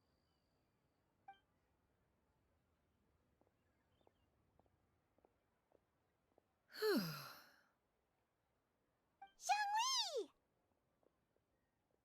My friends, have you been doing well? We've been great! How about you? Paimon didn't know you were such a busy consultant! My days have been quite pleasant as well. I had been quietly enjoying a cup of tea when Mr. Xiaozu requested my services. As for you, Miss Shenyun, I presume you must be looking to settle in the city? I must say, the name Shenyun sounds exceedingly strange coming from you. Perhaps you could dispense of that particular epithet in further conversation. Whatever for. Am I not addressing you as a friend should? Well, that is true, but... Alas, refer to me however you will. After all, a name exists such that others may address you with it. One is hardly ignorant of that fact. It would seem that you have gained many valuable insights over the years, Cloud Retainer. One has indeed. One's previous stays were all brief. Now that one has made up one's mind to move and settle, one has gained a much better appreciation of the hubbub and commotion of the city, as well as the people's hard work and ardor. This city is much changed from how it was more than 1,000 years ago. Not unlike the ocean tides, so too shall the movement of people ebb and flow. From turmoil to peace, enlightenment to aspiration. Human society possesses limitless potential. In another 1,000 years, the scene we witness here may change in ways that are impossible for either of us to imagine.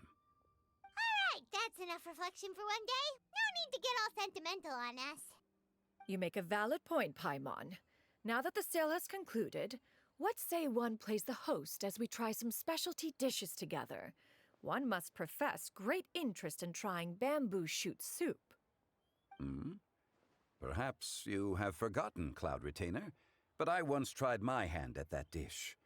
You were at the table on that occasion, so logic dictates that you should have already tried it. Oh? What occasion was this? It was a reunion between friends several centuries ago.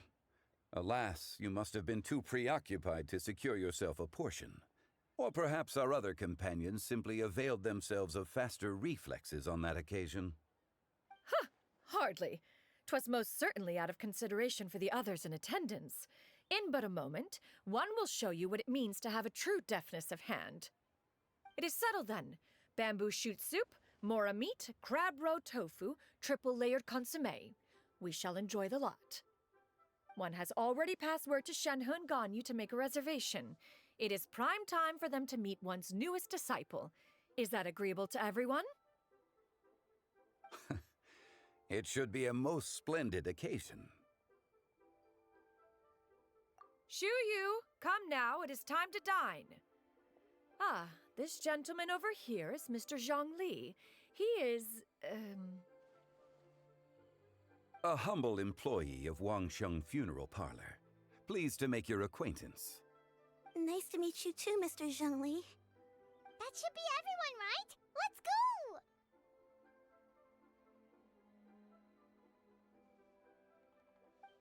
Sounds good. Actually, Master, have you ever tried Adeptus' temptation? I heard it's impossible to stop eating after even just one bite. You know, 'cause it's super tempting and stuff. Is that true? That sounds rather implausible.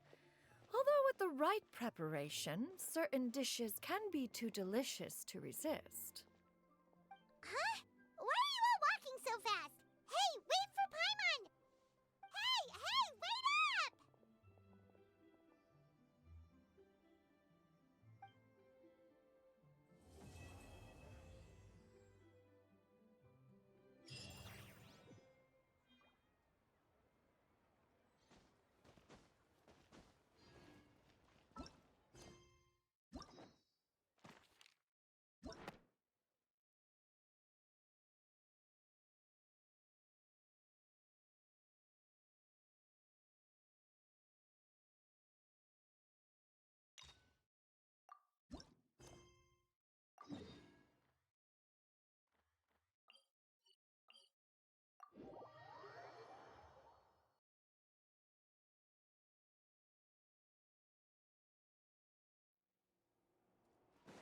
Ha!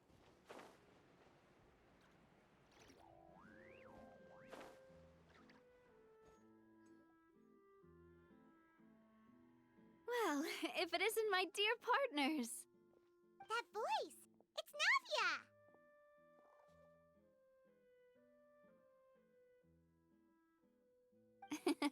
I didn't expect to run into you guys here today. Are you headed somewhere? How about you, Navia? Are you still busy rebuilding Poisson? We've wrapped up most of the rebuilding, but there are still a few things left to take care of. Stocking up on materials, confirming construction timelines, discussing compensation terms with families affected by the disaster. Between all of that, I've been making a lot of trips between the court and Poisson.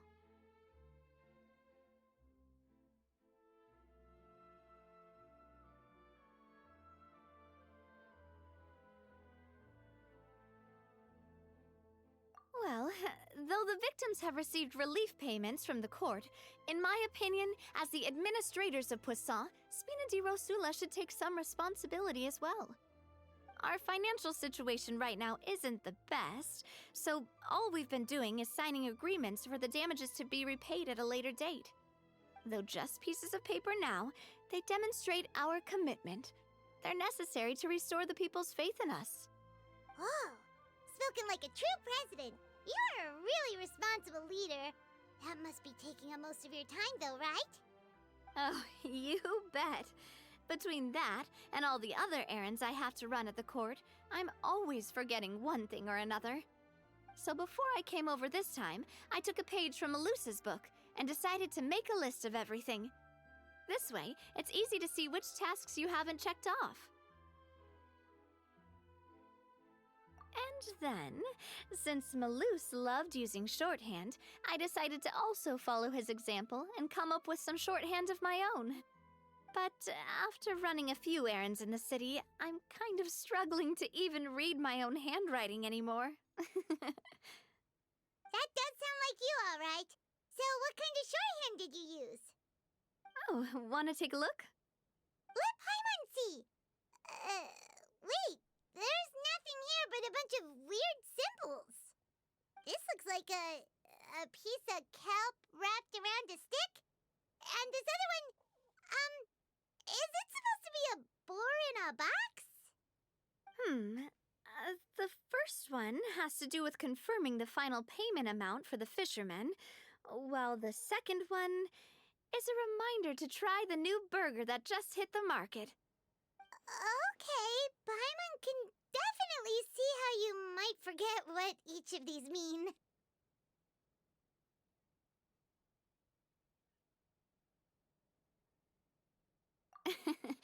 Thank you for your advice. These are the kinds of things you only really figure out once you've tried them out yourself. I thought that as long as I understood my shorthand when I came up with it, I'd be sure to remember the symbols when I looked at them later. Unfortunately, I've definitely proven myself wrong. Well, now you know for next time. Anyway, I should have already taken care of most of the things on the list. There are still a few symbols that I can't decipher, but I don't think they're anything too super important. Worst comes to worst, I'll just make another trip. So you're going to head back now? Yep, that's the plan. Oh, actually, since we talked about the reconstruction earlier, want to come with me and check out the town for yourself? You said you don't have any plans, right? So we can just catch a boat and head over. It won't take long at all. It's a bit sudden, but Paimon doesn't see why not. What do you think, Traveler? Then let's go. We'll take a boat over. Oh, you mean the Aquabus, right? Like the Clementine line? Oh, sorry. I meant our own boat. The Aquabus doesn't have a station near Poisson, so we'll use one of the Spina's boats. All right, follow me. I'll take you there.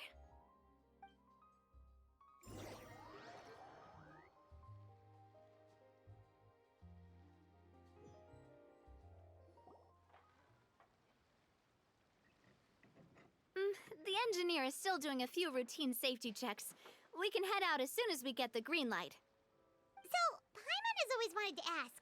The 3 Aquabus lines are all named after people in your family, right? Yeah, that's right. Callus and Navia are self-explanatory, while Clementine was the name that my mother went by. If you provided the Mora to build the lines, then why isn't there even a dedicated line to Poisson? Spina di Rosula built all the lines, yet you still have to take a special boat just to go home. Paimon doesn't get it. Well, what I heard is that most of our businesses don't actually use Poisson as a hub, so there was no real reason to build a line straight to Poisson. You are right that it is a bit strange, though. If you've already committed to build 3 lines, why not just add a 4th? Yeah, that's what Paimon's saying. The Aquabus is so convenient, it's really a huge shame. Well, it is what it is. You know what my father was like. Even I often struggled to figure out what was going on in his head.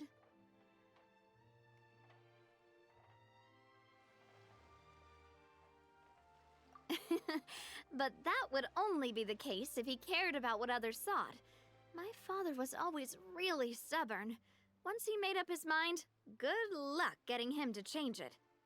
From what I've heard, the rights of all the other members of the Spina only went as far as giving him advice or suggestions, and no farther.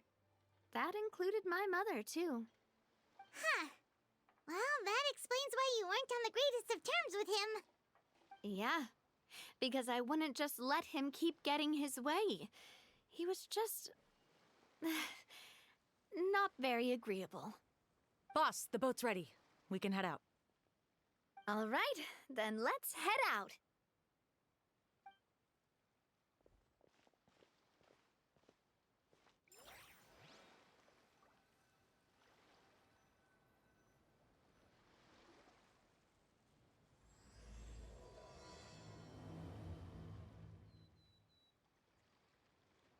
It'll be a while before we get to Poisson.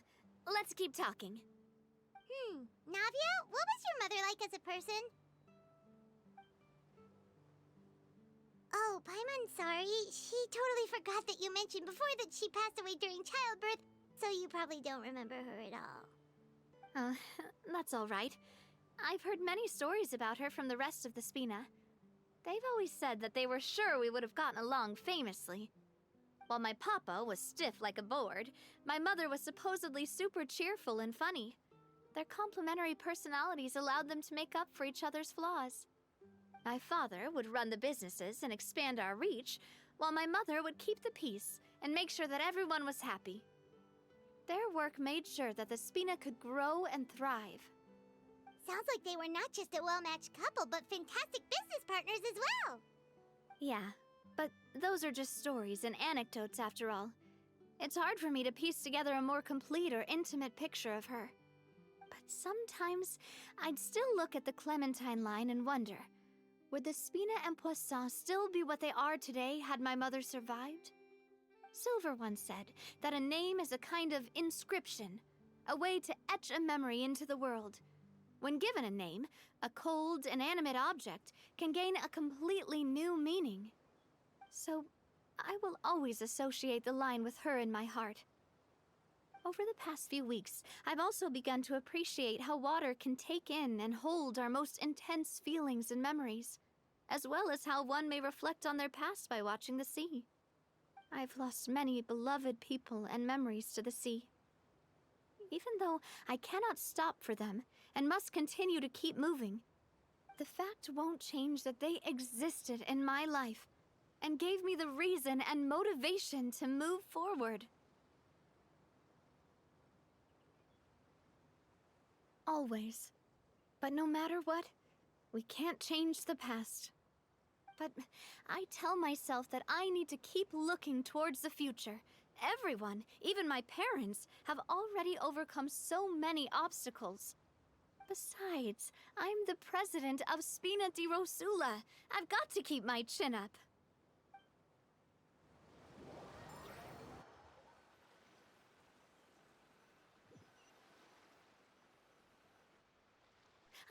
We've reached the shore. Let's go. I'll show you the new Poisson.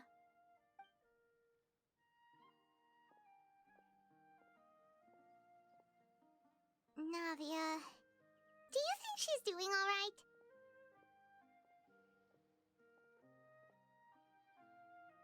Okay, Paimon supposes you're right. She's really been through a lot. It couldn't have been easy shouldering so much by herself.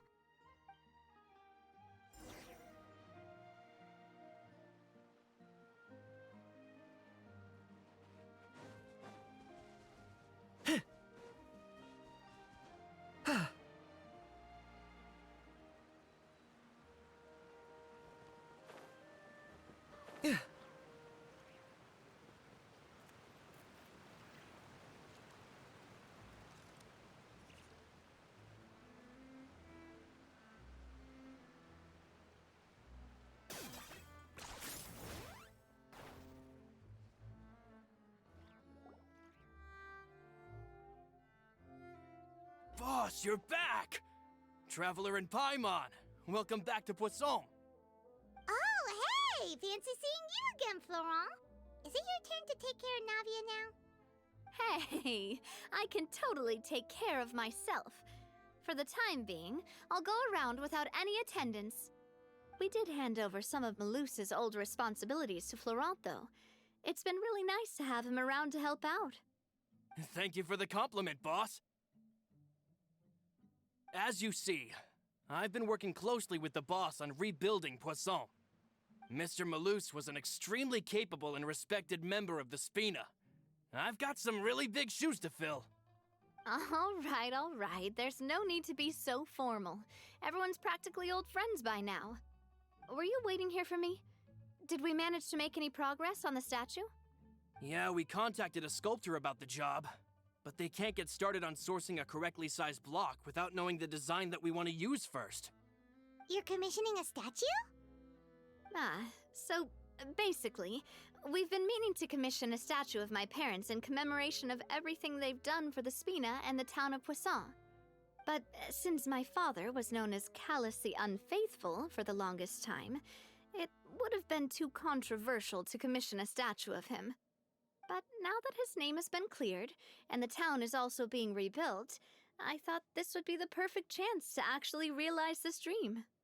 The funds to build the statue were freely donated by the people of Poisson to show their appreciation for Miss Clementine and Mr. Callis and everything they did. Me? I'm just the newbie president that's running around and causing everyone trouble. Maybe we can have this conversation again in a few decades, once I've done more for the town and the people. Hey, there's no need to be so humble. Didn't you just help save the entire country? I agree wholeheartedly. I also believe that Boss should have a place on the statue. Hey, if you keep inflating my ego like this, I might just float off into the sky with my parasol. Just kidding. There's no way that I'd accept that kind of compliment at face value. At a minimum, I'd have to match what my father did for the people. Thanks for the vote of confidence. I just don't think I'm ready yet. Anyway, Florent, now it's up to us to confirm the final design, right? Mm-hmm. We can ask the sculptor to start looking for a good block once we've decided on the poses for Miss Clementine and Mr. Callis. But we haven't had any real discussions yet on the possible designs. I feel like I should get a few promising designs first, and then send them over to you to review. There's no need for all that. Let's decide on a design right now. Hey, you! Come over here with me.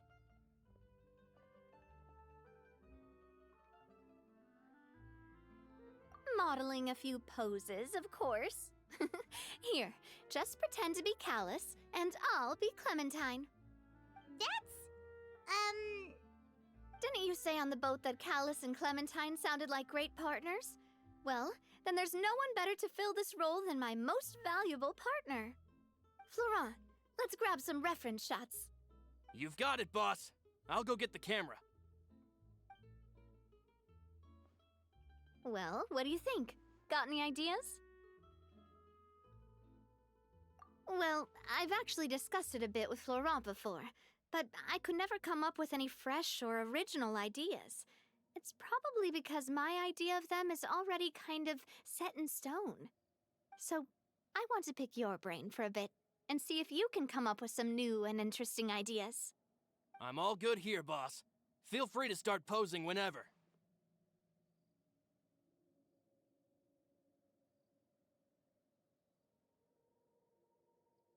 Imposing, huh? Oh, I've got it. Let's try this. This pose! It makes me recall Spina di Rosula's glorious golden age. But isn't Clementine's pose a bit too bold and heroic? Was she really that kind of person? If we were to stick with this pose, maybe people would wonder if she was actually the real boss behind the scenes. Well, tabloids did indeed speculate as much back in the day, but the Spina pulled a few strings and made both the report and the journalist disappear. Oh, Paimon was just kidding! Please don't make Paimon disappear. What Florent meant was that we asked the journalist to choose a new alias. You're right, though, that this may not accurately represent the image of her in our hearts. Let's try to come up with something else. Ah, by that, do you mean as if we were standing on a boat and looking out at the sea? Sure, let's give that a try. Whoa, you really remind Paimon of a captain and their first mate. Look over there, my dear Clementine. As you can see, every tree on that island is dripping with mora fruit. But there's something off with the composition. This pose makes Mr. Callis look too tall next to the lady. Oh, I see what you mean. Then let's swap. Well, Paimon is a fan. A statue like this would look fantastic on a boat. Wait, but we can't do that. Very few people would see the statue if we were to put it on a boat. This statue is meant to be placed in the town. But then, since we're putting it in the town, the whole point of the pose would be lost. Oh, okay. We'll try to think of something else.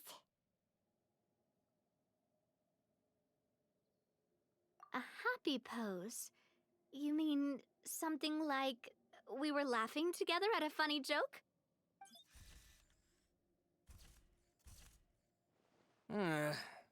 Would all that be able to come through with just a picture? Would we even be able to tell what they are supposed to be laughing about? Yeah, and that'd probably be a massive pain to sculpt as well. Could one of you try striking a pose like you're talking while the other one laughs?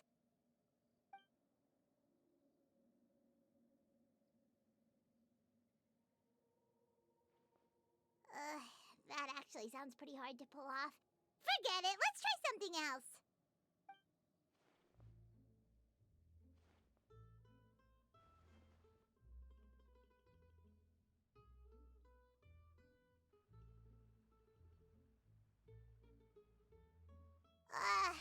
We tried a bunch of different ideas, but none of them felt right.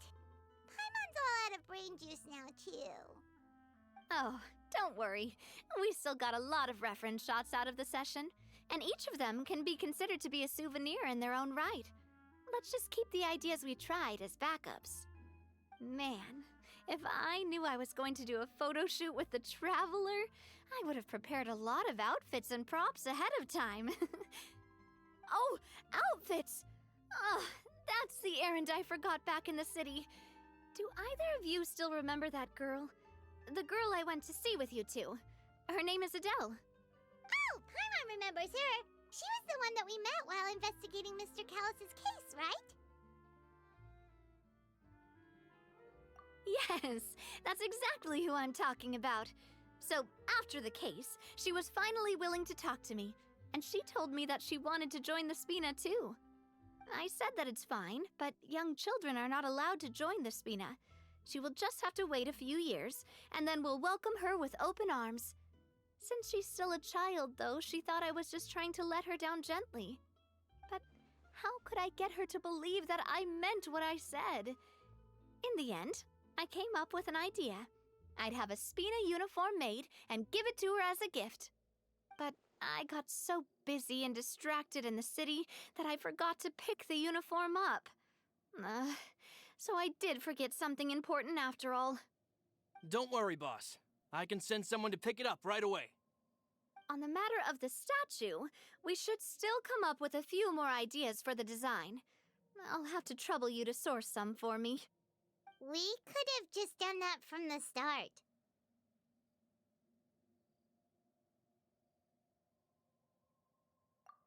Yeah, you're right. They'll have some value as souvenirs at least.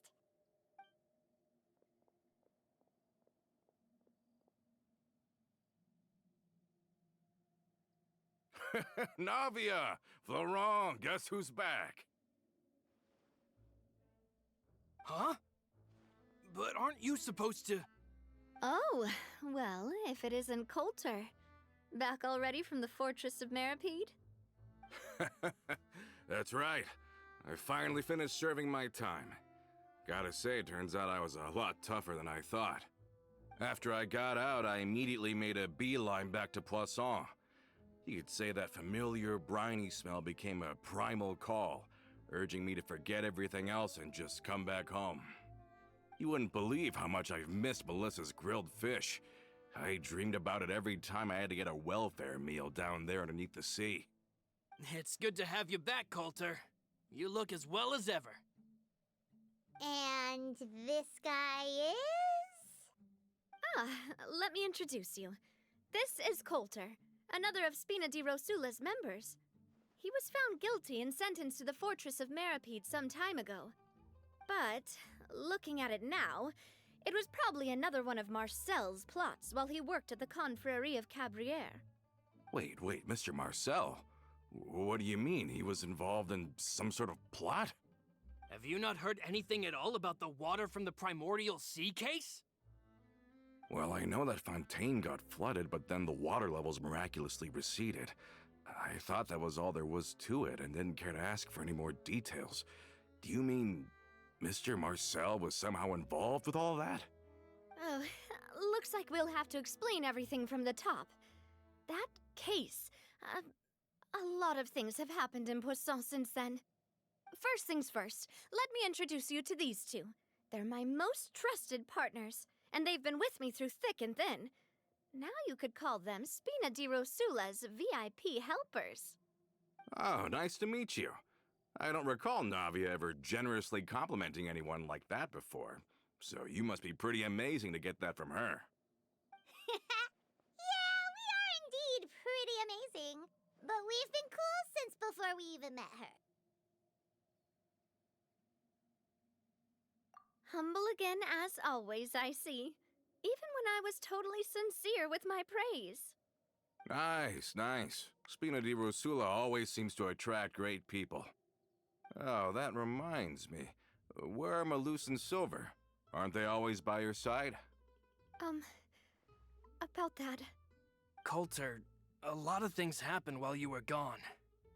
As you can see, even Poisson isn't quite the same as how it was before you left. They lost their lives, keeping me safe during the flood. What did you say? This isn't some kind of morbid welcome home prank, right? You're just scaring me on purpose because I don't know anything about what's happened. I'm sorry, but it's the truth. They weren't the only people we lost either. Many others, including Melissa, also lost their lives in the disaster. Malus and Melissa, dead. They're just gone? Malus, I was planning to give him a surprise gift once I ran into him again in town. I can't believe it. Hey, keep it together. Malus and Coulter were friends for many years, and even served on many missions together during the early days of the Spina. I can understand how he feels. Let's sit down somewhere, so I can tell you everything that has happened while you were gone. Fair warning, there was a lot. Okay.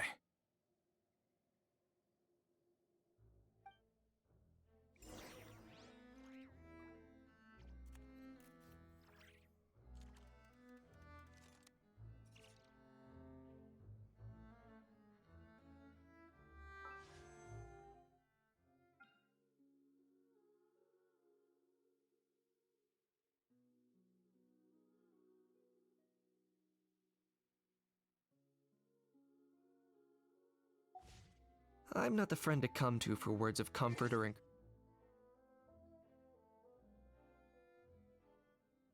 encouragement. But when it comes to weighing the cost of your actions, ask away. Is this really necessary?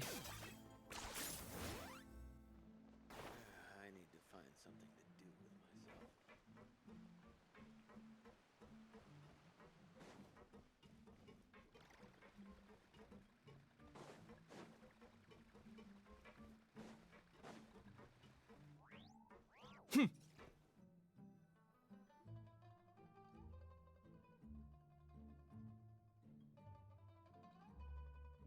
All of this, it's unbelievable.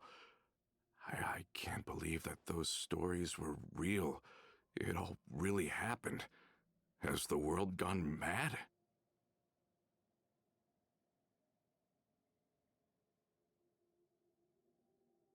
I think you and I both feel the same way about the profound tragedy of Melusa's loss. And the sheer depravity of Marcel's actions. I thought Mr. Marcel would always stand by the Spina. Everything he had, the Spina gave to him. It's unconscionable to have received all that, and yet still plot to kidnap and dissolve you for his insane research. The good news is that the Confrérie of Cabriere is no more. Gone with them too is the entire synth manufacturing and distribution network. We finally closed the curtain on that long struggle. Are you sure? But if Marcel wanted to rebel against us, he probably sent word in secret to Romeu. Romu? Huh. Not a name I've heard before either. Florent should remember him. You see, there was once a major internal dispute regarding funding the construction of the Aquabus lines. Romeu was the leader of the faction that thought such a vast sum of mora would be better spent improving the town of Poisson. But Mr. Callus believed that an opportunity to collaborate with the court of Fontaine and the Fontaine Research Institute was hard to come by, and would allow us to build many valuable relationships. Not only would the Aquabus be a good business investment, it would also boost our reputation among the general populace, eventually paying us massive dividends down the line. But the two couldn't come to an agreement. Romeu ended up taking a lot of people with him when he left Spino di Rosula altogether, and the split was on extremely bad terms. Ugh. And with Papa's stubbornness, I can definitely imagine how it must have gone down. And of course, when he was suffering the slings and arrows of outrageous injustice, those relationships that he spent a fortune to build didn't help in the least. Yeah, you could say it was the price he paid for sticking to his beliefs. Oh, that's a good point. If Callus was really as stubborn as you say, then wouldn't he have argued with the rank and file all the time? Oh yeah, it eventually became a thing that just happened on every day that ended with Y. But Navia, Boss, you might not know this, but he wasn't always like that. He used to be a lot better with taking counsel. With him listening to our advice, and Ms. Clementine also frequently on our side, it was pretty smooth sailing for a good many years. But on the matter of the Aquabus, even Ms. Clementine completely stood by Mr. Callus's side. Huh. I never knew. But from my perspective, Romeu's position had a lot going for it. Couldn't they have sat down and talked it out? I think the Aquabus was just the straw that broke the camel's back. On that topic, they eventually came to a rather radical conclusion. They believed that Miss Clementine lost her ability to serve as an impartial mediator when she became pregnant with Callus's child. So, they thought she had betrayed them? But that doesn't make any sense. Before she was their mediator, my mother was also her own person, and a member of the Spina. She should have the right to take any side she wished. Yeah, but to them, even taking a side was betrayal enough.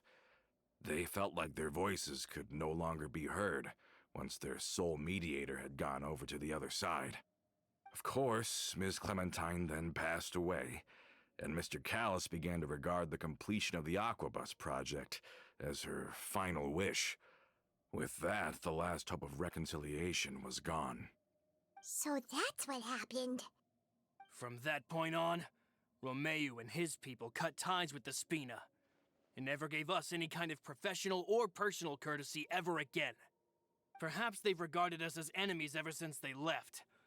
But even so, there is still no proof that they ever acted in concert with Marcel. I've also heard that they aren't in a good financial position, so they've been lying low for a while. But as long as they exist, they'll continue to be a threat. Huh. I think Coulter's got a point. Both Marcel and Romeu had my father in their sights for a very long time. Even though Marcel's faction has been dissolved, we still don't know anything about Romeu's whereabouts. If they're still trying to get revenge on us, with how distracted and vulnerable we are, now would be the best time. Good thinking, boss. We should keep an eye on them at all times. I'll let my men know right away. Thank you for that, Florent. And Coulter, thank you for telling me about this as well. Don't worry, it's nothing. Do you have a moment right now? How about we go out for a walk? I've heard so many incredulous things today. I'm finding it a bit hard to calm down even now. I mean, to think that I'll just never see them again. In that case, why don't we go back to the court? I can pick up Adele's uniform while we're there as well. It'll save Laurent's guys a trip. Want to come with me again, you two? You don't mind, do you, Coulter? Of course. That's fine by me. Then let's go! Paimon feels like a lot's hinging on this visit. We really are the best of partners. Come on, let's go.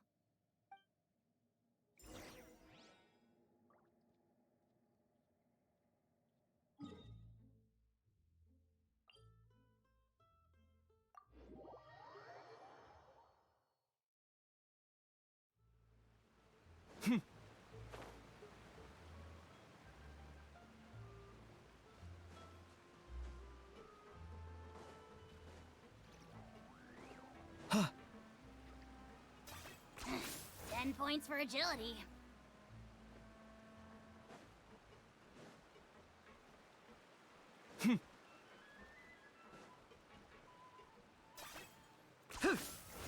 Are we not taking the boat this time? It's nice to walk from time to time, isn't it? Think of it as something like a hiking trip. Once we're there, we can stay a few days before we return. Sounds good. I haven't walked this road in a long time.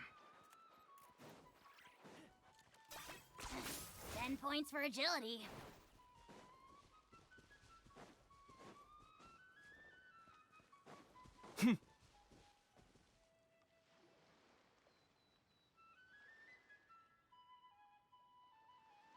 Well, we've walked far enough for now. Let's take a break. Since we're out for a walk, we shouldn't stress too much about the destination. I've grown old, so I'm not as fit as before. It's a good thing that at least my work down in the fortress was quite the workout. Well, Paimon thinks you're doing great. We didn't have to slow down for you at all. Back in the days before the aquabus lines were built, we often had to hike north with our goods, then catch a boat to the court. Malus and I must have traveled this way hundreds of times. When we were tired, we would lay down for a while on the grass, and when we were hungry, we'd catch a fish or two. The Spina was still on the rise back then. Mr. Callus was generous, and everyone had the chance to strike it rich, so of course we all worked really hard. And now, in the blink of an eye, the aquabus lines have been built, and this road has fallen into disuse. Oh, I know. I was just being a little nostalgic. Then let's stay here a bit longer. Anyone want snacks? Oh, is this another chance to try some of Navia's macarons? Paimon's been dreaming of them. Yep, I figured you wouldn't say no to a few more. Oh, wait. Let me check if I have all the ingredients. Malus and Silver used to take care of tasks like this. Okay, the stove's looking good. And as for the ingredients, seems like we're all out of flour and sugar, the two most important ingredients of all. Oh, would you? Oh, but it would be too much to ask you to go on a trip just for those. We should contribute to making the macaron too! Don't worry, we cook out in the wild all the time, so he should have some stuff on hand. Oh, that's great. Then I'll leave the ingredient gathering to you. As long as we have some sweet flours and wheat, I can start the baking. Then I'll go look for some boxes nearby for a makeshift table and chairs. Great. Then I'll prep the stove. Let's get to work, everyone.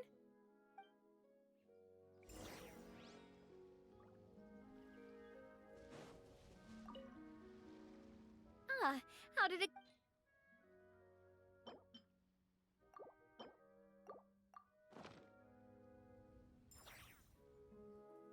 You've all done your part. Just leave the rest to me. Whoa, these macarons look and taste magnificent! Your cooking is as good as ever, Navia. Boss's baking skills have always been famous.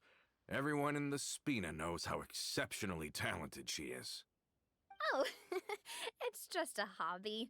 There's no need to praise me for it like that. Have you two seriously never considered joining us? You're so close to the boss, and she obviously trusts you with all her heart, so... Oh, I see. Is that why you have to always stay on the road?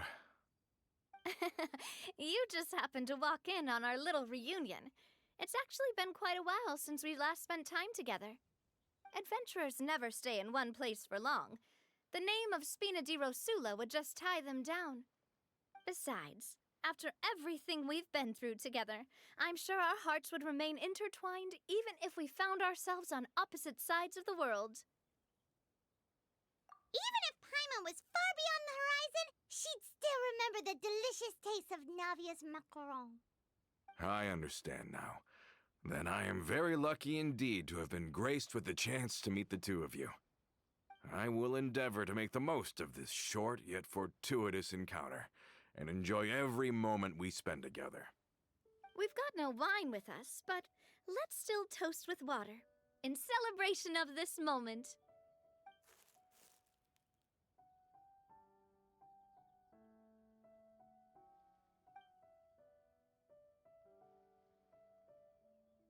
Cheers!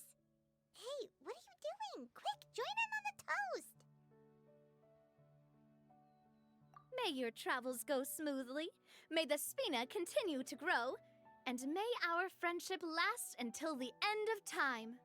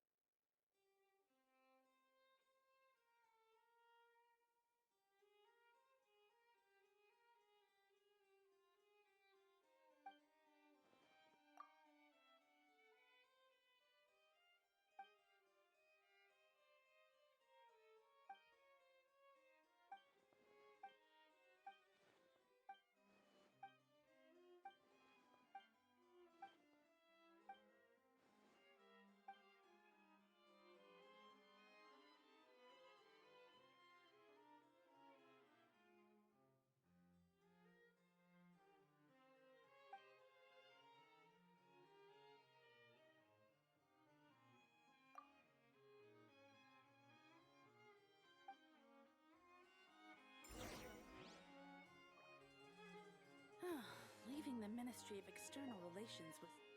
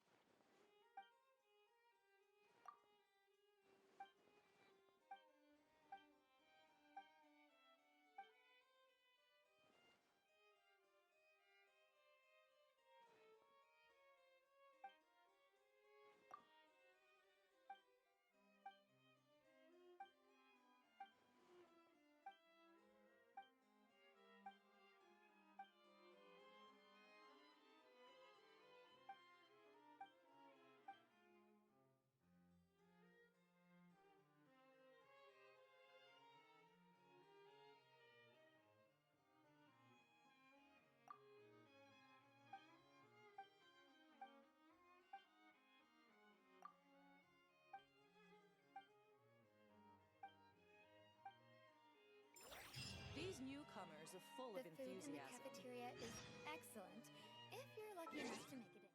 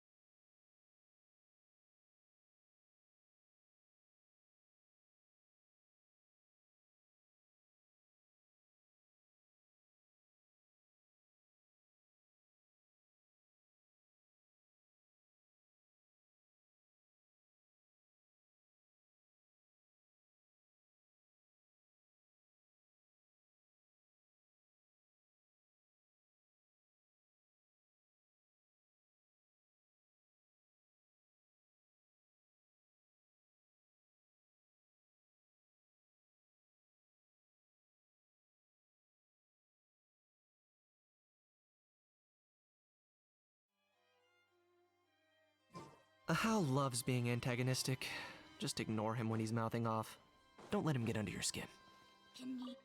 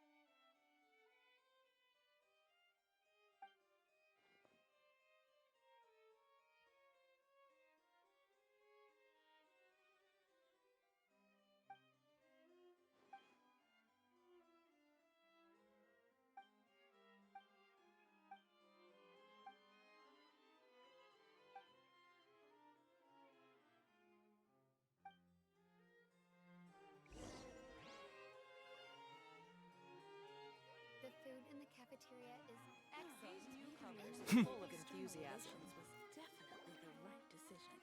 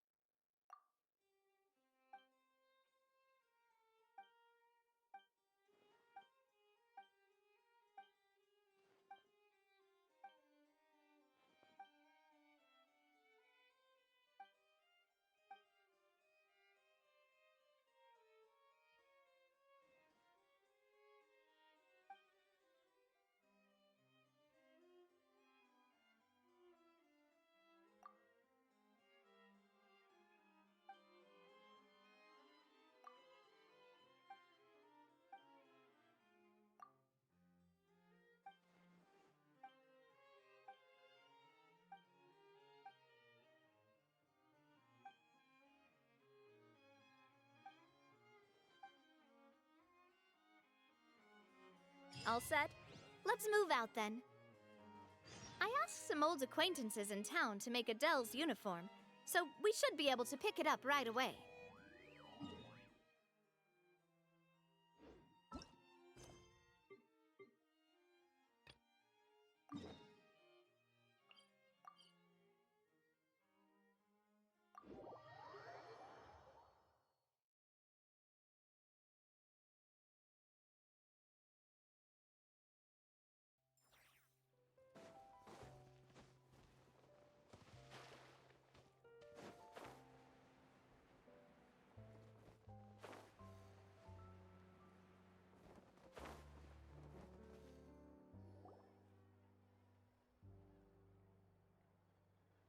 Hey there, Ludovine.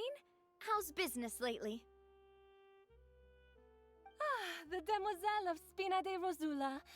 I must say, your generous patronage is the one thing keeping me from going bankrupt. Nonsense. We all know what a talented businesswoman you are. No, and don't forget, she's the boss now. My mistake, my mistake. I just got so used to calling her demoiselle. Are you here for the uniform? Yep. I forgot to drop by earlier when I was running errands around here. I didn't expect demoiselle to come and pick it up in person. It's just a uniform after all. Any of your folks could have come instead. Navia's always liked to take even small things seriously. Hey, that's not the only reason I'm here. We mostly just needed a walk to clear our heads. There are few things more uplifting than taking the first step on a new journey. Boss has got a point. Going on a trip with friends is always better than staying cooped up at home. Very well. Please, wait here while I retrieve the uniform for you. Can someone remind Paimon again why Adele wants to join the Spina?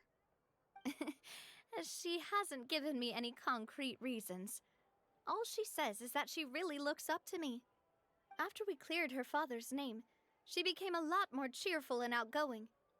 It's probably because she now knows for sure that her father was never a bad person. She said she used to be terrified of Papa, so as a result, she found all the rest of the Spina super scary as well. But the Spina is very different now. She mustered up the courage to talk to me, and felt like I could really understand her. Yeah, you could say that. By uncovering the truth about the case, I was able to give her closure at the same time.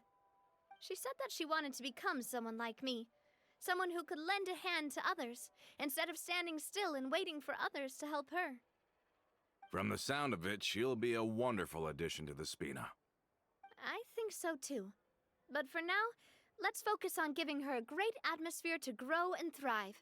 She can commit to us once she's older, and can really make that decision for herself.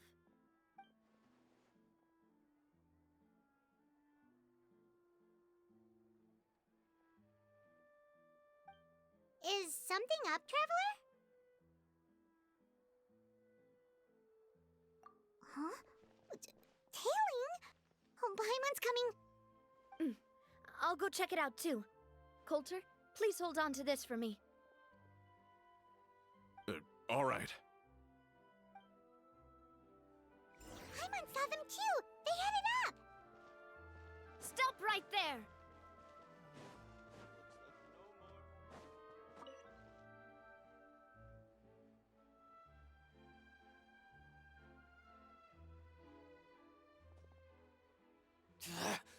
We knew you were going to be difficult!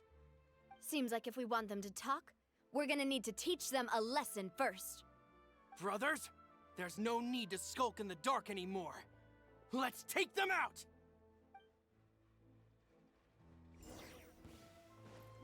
Coming at ya! Watch out!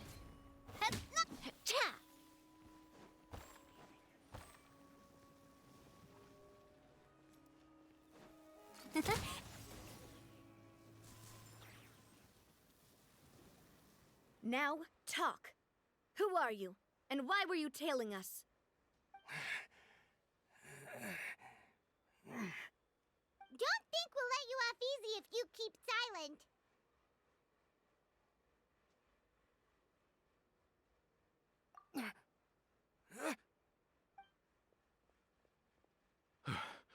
How did it go, boss? Are any of you hurt?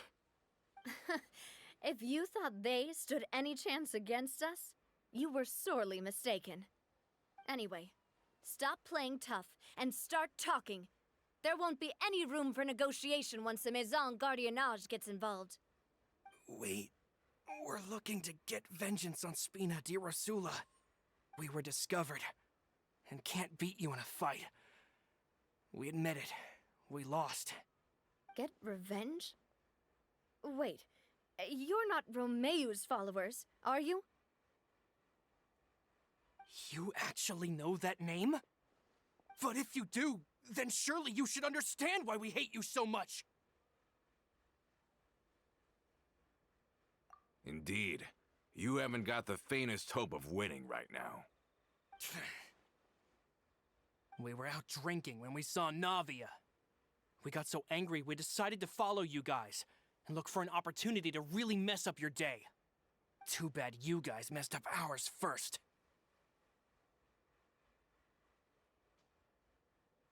Huh? You're pretty sharp, but so what? We didn't do anything. And now it should be pretty obvious that we can't do anything to you anyway. Seeing you like that just really ticked us off. And we let the drink go to our heads. Listen, Callus is long dead. No matter what happened in the past, I want to be able to start things anew. I am the current president of Spina di Rosula. If your boss wants to talk with me, I'd be happy to meet with him. I won't press charges for your attack. That should also help demonstrate my sincerity. I understand. Thank you. I'll let our boss know. But if you so much as think about pulling something like this again, I won't be so lenient next time. Understood? All right. We get it. Come on, let's go. Are you sure it's okay to just let them go like that, Navia? I don't want to inherit my father's grudges, too. Moreover, when it comes to the Aquabus, I don't think what my father did was entirely correct either. If the other side is willing to talk, I'm happy to open the door for a reconciliation. Opportunities for new beginnings are all around us. I support Boss's decision as well. The concept of an eye for an eye is a primitive practice that has no place in today's Spina di Rosula. Yes. Plus, we already know that they're strapped for cash. If their financial situation is that dire, they don't have what it takes to challenge us. So this may be the best time to talk. I still think we should keep an eye out for Romeo's folks, though. If he decides to ignore the warning I gave his men, then we could still have a fight on our hands. Yeah, those guys definitely didn't look like big fans of yours. I'd rather things not go that far, since, though we haven't talked to each other for years, once upon a time we were all a part of the Spina di Rosula family. Yep, that's how I feel as well. Anyway, now that we've sent them packing, we don't have to worry about those guys anymore.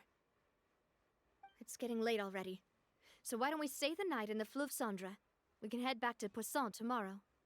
I'll also ask someone to write Florent a letter and inform him of everything that happened here today, so he can increase security around Poisson and be on guard against any suspicious individuals.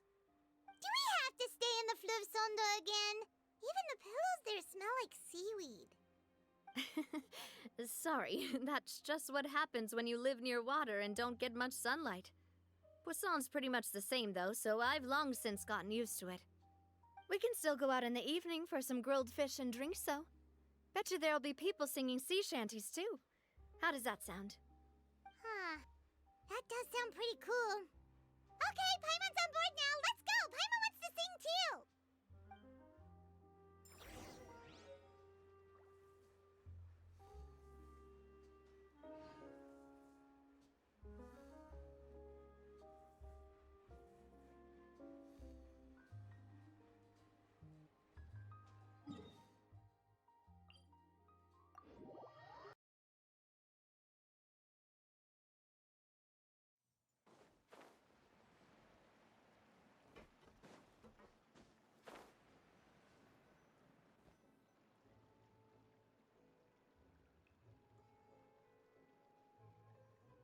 Coming back here really does feel like this place is starting to grow on Paimon. If you think about it, it would be kind of weird if the Spina's base at the court was some super luxurious building like the Palais Mermonia.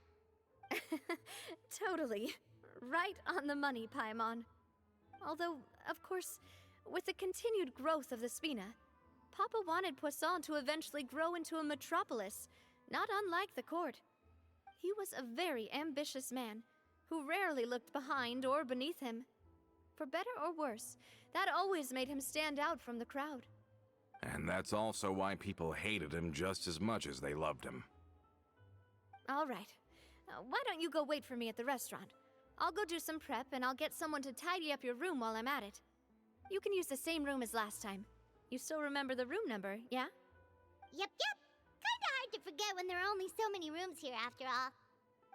Oh, did I just hear someone taking a dig at Fleuve Cendre? I'll tell my guys to stuff your pillows full of actual seaweed right now. Oh, Paimon, sorry! Please have mercy, Navia. If you do that, then Paimon really won't be able to sleep at all. I was just kidding. Be on your way now.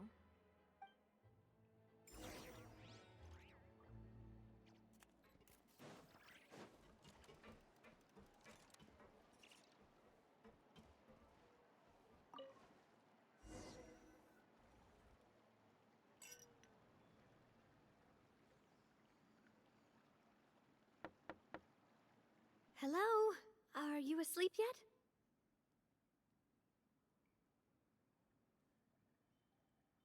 Oh, no, not at all.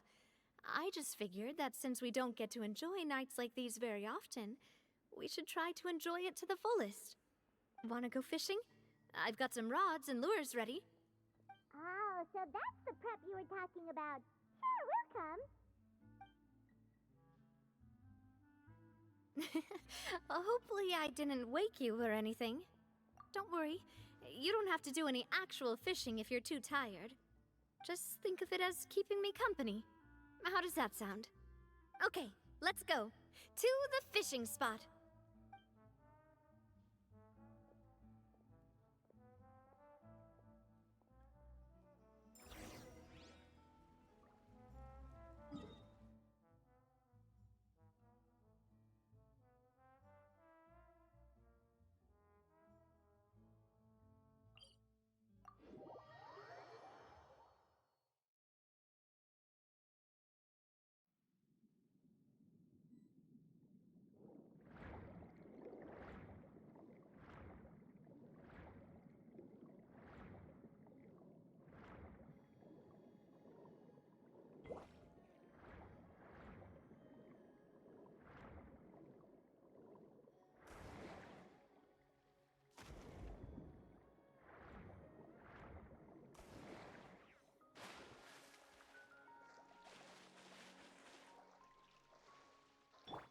How can you call this fishing when you're using a fully automatic rod? What's the problem? Lots of people in Poisson use rods like these. But shouldn't fishing be all about, attentively watching the float and then excitedly reeling in the catch when you finally hook something? Well, that's one way to enjoy fishing. What do you think, traveler?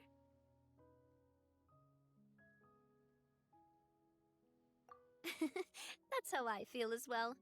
To me, I'm happy as long as I catch some fish. Honestly, Paimon's mainly shocked at how much energy you still have at this hour. Oh my Usually by this time of night, it's a struggle for Paimon to even keep her eyes open. Huh. It might just be something that runs in my family. That's a thing? I'm sure you'd get even sleepier if I delved more deeply into it. Anyway, I was just thinking about how grateful I am to my mother, as well as the rest of the Spina.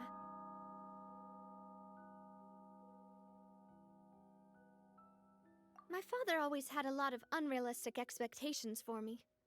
But the more that he tried to get me to become like him, the less I wanted to listen to what he had to say. My mother never had those kinds of expectations, though. I've heard that she had only one wish for me, which was that I would have a happy and secure childhood. All the members of the Spina greatly respected her wish, so no matter what I did as a child, they were happy to humor me. Can you imagine? Whenever my father wanted to scold me for something I'd done, everyone would form up into 2 rows and just stand silently and listen to him rant. Maloose and Silver were always there too. No matter what Papa yelled, nobody else would say a word. Eventually, Papa must have recognized scolding me over trivial matters was pointless, because he eventually stopped getting on my case so often. Paimon would have never guessed. Yeah. Looking back on it now as an adult, I can hardly believe how patient and kind everyone was. When I was young, I often thought that I could do whatever I wanted, because there'd always be someone there to clean up after me. But once, I saw Maloose come back wounded. He wouldn't tell me how he'd been injured, but I could tell it had something to do with me. I learned then that there's always a cost to making a mistake.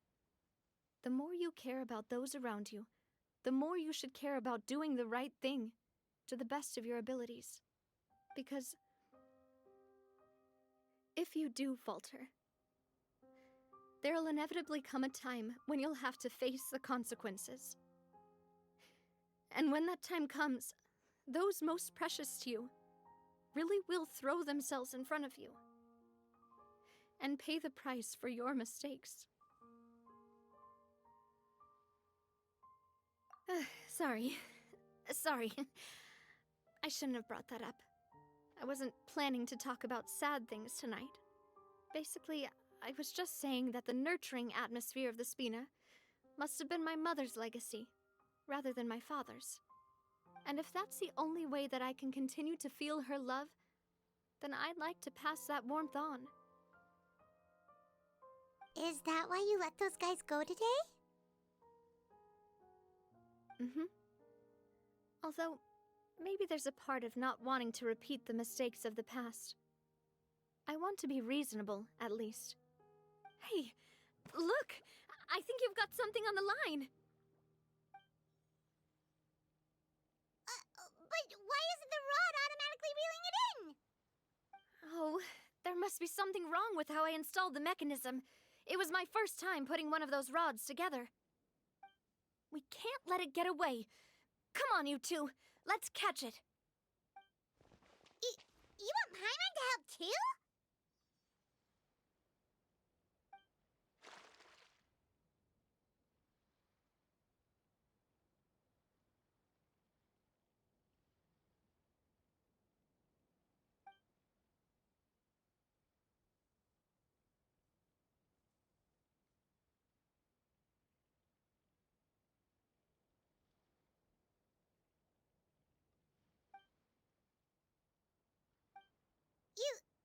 You didn't attach a hook to your line?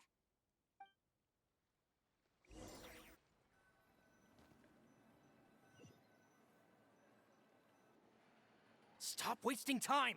The boss ain't gonna wait all day! We'll go ahead with the operation tomorrow. Do with that information as you wish.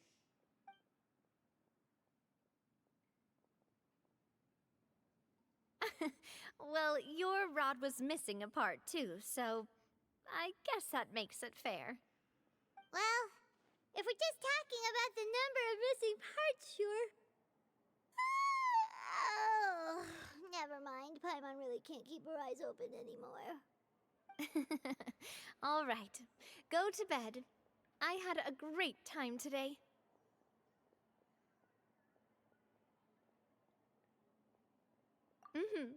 See you tomorrow.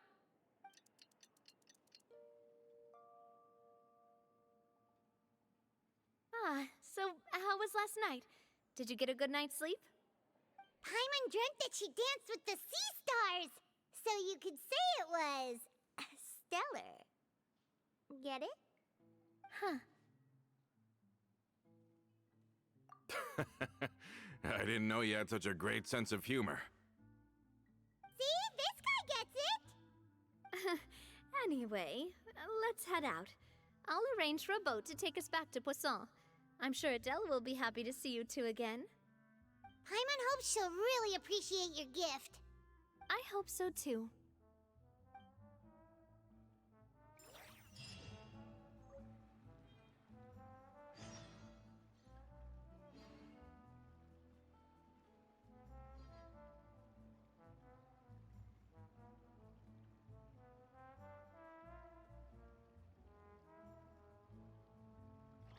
what you mean. No problem's too big to solve. If you want to outrun the law, you need to know how it works.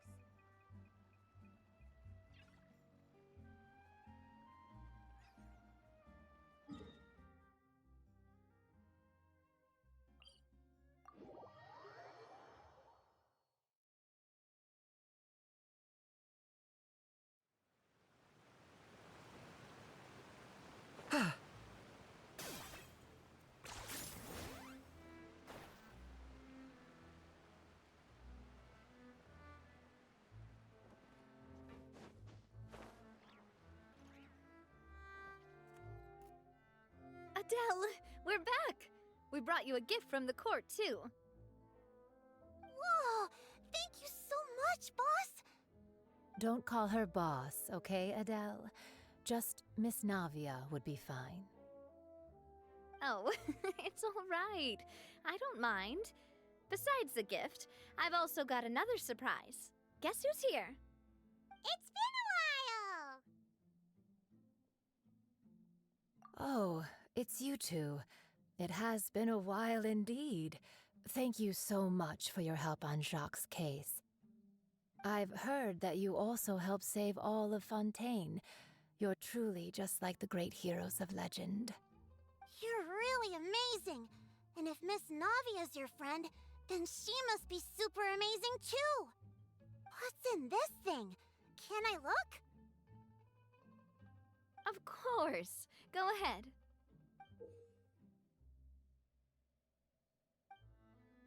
Oh, it's a Spina di Rosula uniform! Is it for me? But isn't it a bit big? Well, it's a gift for future you. When you first told me that you were interested in joining the Spina, I was overjoyed. But it's the Spina's responsibility to protect everyone as well. Being a member means becoming involved in all kinds of dangerous situations. And since you're still young, I don't want your mom to have to worry about your safety. So I turned you down then by telling you that you'll have to wait until you're older. But this uniform is a promise that you can join us once you're old enough to wear it. Oh, so that's it! Well, thank you so much, Miss Navia! I'll work hard and grow up as fast as I can! But you can't really grow up faster by working hard. You've got to be patient. Everyone, I'm really grateful that you remembered my daughter's wish and took it seriously. Thanks to the protection of the Spina, even though her father's no longer with us, we've still felt plenty of warmth and security. Oh, it's the least we could do. As long as you live in Poisson, even if you're not an official member, you're still part of the family. Boss! Huh? Is something up, Florent? I've got something urgent to report. Romeo and his folks have gathered outside Poisson and even shipped in a huge pile of explosives! What? Explosives? What do they want? It seems like they've been planning this for some time. We started investigating as soon as we received your letter yesterday. But Romeo and his folks must have gotten wind as well, because they abandoned their former posts before we could even check on them. We investigated their tracks and found out that they're after Poisson. They have smartened up since we caught them red-handed at the court? Seems like they've got no interest in sitting down and talking at all. We should have gone straight to the Maison Gardiennage. Sorry, I underestimated the situation. Well, too late now, I suppose. Florent, where are they keeping their explosives? On the hill to the east of Poisson, near the Clementine line. They want to blow up the Clementine line? Certainly sounds like it. Romeo and his followers hate the Spina and everything to do with Callus. And the Aquabus was the source of their contention.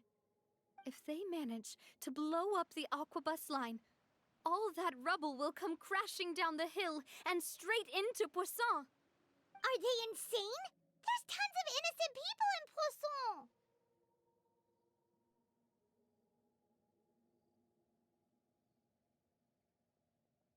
Yeah. If they've been planning this for ages, they're definitely not going to let this opportunity slip by. We have to issue an evacuation order to the townspeople and get them as far away from the entrance as possible. That should save them from the worst of it. Let's get everyone onto our ship. That should be the safest place. My dear partner, can I leave the Clementine line to you? If the explosives do go off, not only would the people of Poisson be in danger, any aquabuses using the line would plummet to the ground. Let's stop their insanity first, then settle the score with them.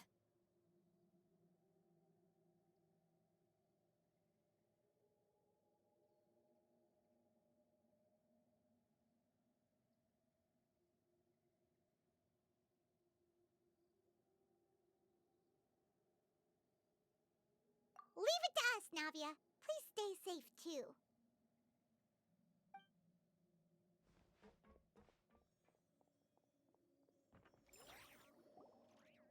Let's go, you two. We've got to act fast. Miss Coralie, please take Adele to the ship.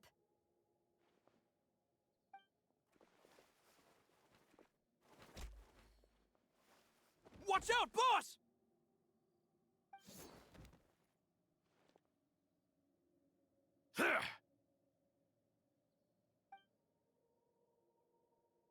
What do you think you're doing, Coulter?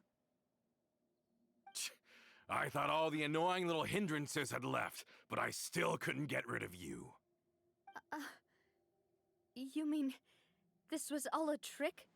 So that you'd be left alone with me? Coulter, are you with Romeo too? Oh. I get it now. You knew about their plans all along. You only told us they were doing badly so that we'd drop our guard. Not quite. Though I share their positions on some issues, I've never cared for his more radical ideas. And that's because, out of the entire Spina di Rosula, I only hate you. Only you, Navia. You better stick close to me. Romeo promised me that he would leave Poisson alone if I could just take you out. But it was like you were glued at the hip to that pesky traveler. You never gave me a chance to make my move. Romeo has lost his patience. I didn't have to be here today, you know. But I swore that I'd kill you, even if it meant being buried with you in the rubble. Why? Only someone as clueless about the past as you would ask such a foolish question. You never saw the heyday of Spina di Rosula, nor did you ever live through the golden age of Poisson. But I saw it all with my own eyes, and then I had to watch it all die, little by little. And it was all because of you, Navia. Clementine died because of you. Callus died because of you. Malus and Silver died because of you. And so many more dead. Everyone dead, all because of you. So the shock and grief you showed us before, that was in Act 2? Now you're catching on. I heard Malus was dead the moment I got out. Did you know? Down there in that blasted fortress, I spent a long time thinking about what happened and resolving to apologize to Malus as soon as I got out. Back then, because of that aquabus, we had a huge fallout. I was convinced that all he cared about was loyalty, and that he had completely lost his capacity for critical thinking. Oh my god! The years passed by Hello, in a blur Candy. after that. I thought I had finally begun to understand him, and that he could help me relive the good old days again. But then he died, and it was because of you again, Navia. It's always because of you. I once loved the Spina and Poisson more than anyone else. But what is left now of either besides death and ruin? You've single-handedly destroyed everything that was beautiful. Everything I've ever loved. Don't listen to him, boss! He's just spouting nonsense! Have you ever considered that maybe the people around you don't actually care about you at all? Have you ever considered that maybe you only get respect because you're Callus and Clementine's child? That you've never done anything worthy? That you're just a big nothing? Have you ever considered that maybe people don't stay in Poisson because of you, but only because they have such beautiful memories of the past before you came? Because if you do falter, there'll inevitably come a time when you'll have to face the consequences. And when that time comes, those most precious to you really will throw themselves in front of you and pay the price for your mistakes. Yeah, looking back on it now as an adult, I can hardly believe how patient and kind everyone was. But is that really why they support me? Is their kindness real? Shut your mouth! I, for one, really like Miss Navia, and my mom loves her too! I don't know how to explain it, but I like her, and that's that! I'm sure Mr. Malus would be extremely disappointed in you right now. You've somehow managed to pin the blame for every mistake and tragedy in our history on the boss herself. Get out of the way, Florent. I don't want to hurt you. You're gonna have to. Boss, there's no time for this. Stop hesitating and get out of here before you get buried. Maybe you think you're being the realist by painting the history of the Spina and Poisson like this. But the love that I felt from everyone was just as real. I felt it. They've helped me get to where I am. And even now, I will continue to believe in that love. So let me show you just how much I love the Spina di Rosula!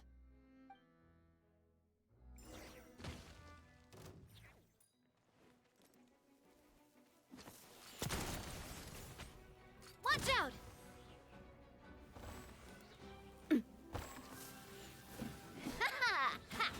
Ooh! A proper send-off from the Spina with love. Where'd that come from? Watch out! Coming at ya!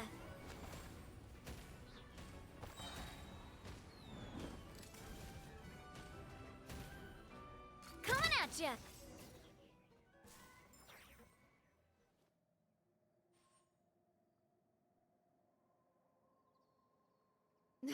Florent, I'll leave the town to you. Summon the other members and help with the evacuation of the townspeople. If you find any of Coulter's accomplices, subdue them quickly, and don't give them the chance to harm any ordinary civilians. I can't allow my partner to face the danger on the Clementine line alone. Got it, boss. I'm on it. Are you okay, Navia?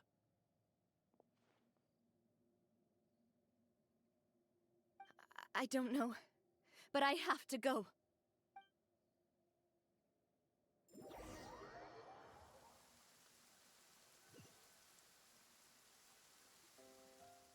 Let's hurry up there! We have to protect the Clementine line!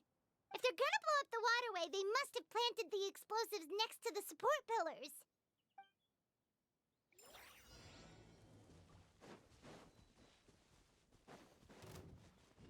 I'm going in! Huh? Nice and spicy! Locked on! Hut!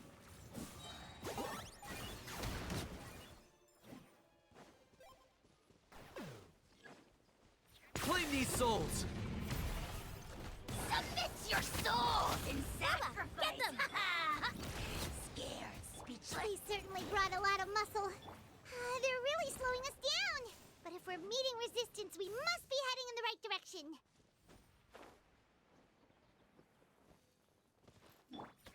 I swear, it's for medical research. Hold still. Let's light it up! I got him cornered. Target acquired.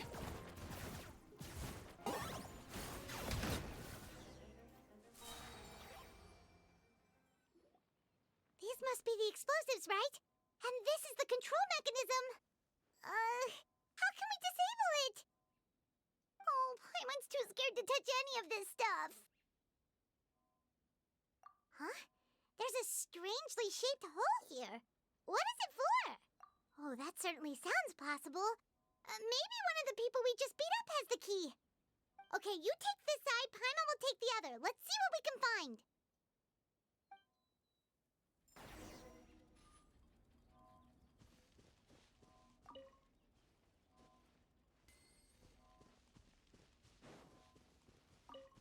Oh, you found it! That's amazing!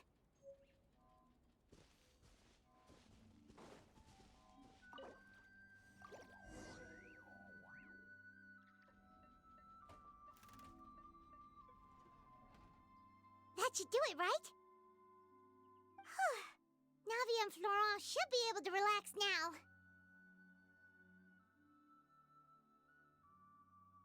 Oh, you're right. They could have set explosives elsewhere, too. Let's go.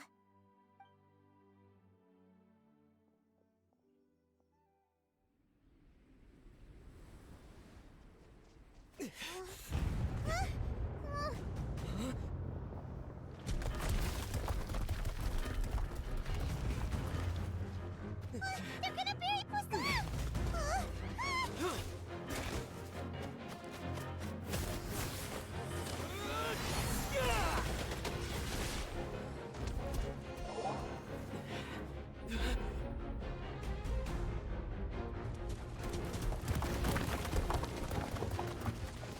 Great work, partner. Just leave the rest to me. Watch out, Navia! You can't block them all! Block? I'm doing this the Spina way.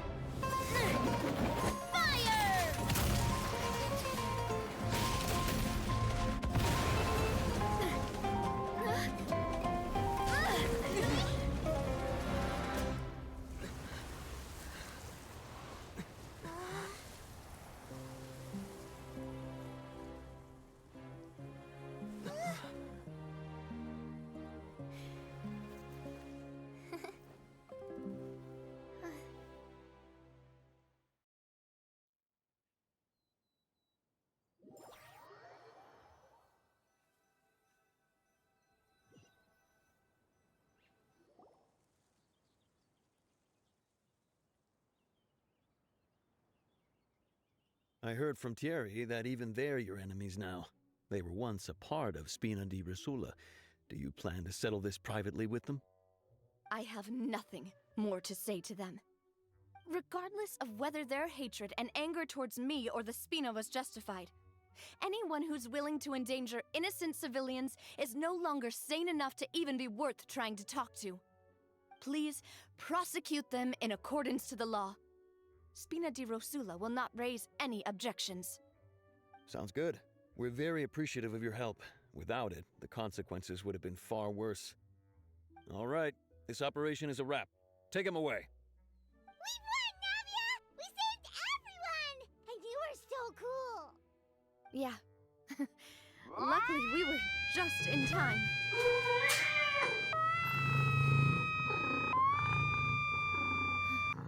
It's probably because I expended too much elemental energy at once.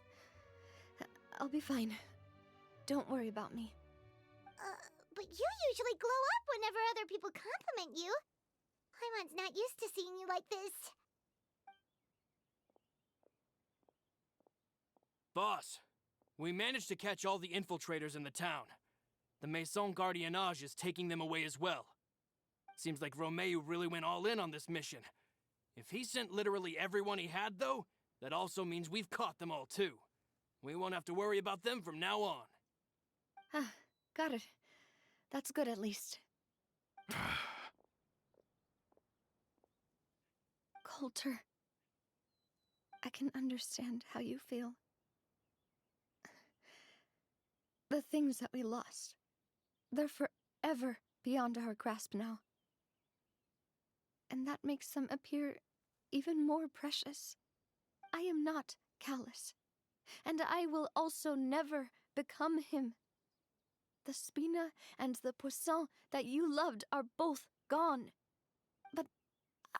I will not change how I feel about our future. I still believe that this is a great opportunity to start anew. I will spend more of what the Spina earns on the betterment of Poisson. What's more, I'd also like to propose some changes to the Aquabus routes, so that one day, the people of Poisson will enjoy the boons it brings as well.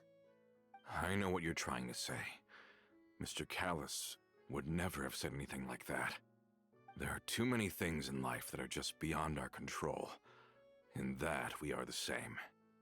Henceforth, you are no longer a member of Spina di Rosula. But once you're discharged from the fortress again, you're welcome to pay another visit to Poisson. Thank you, Navia.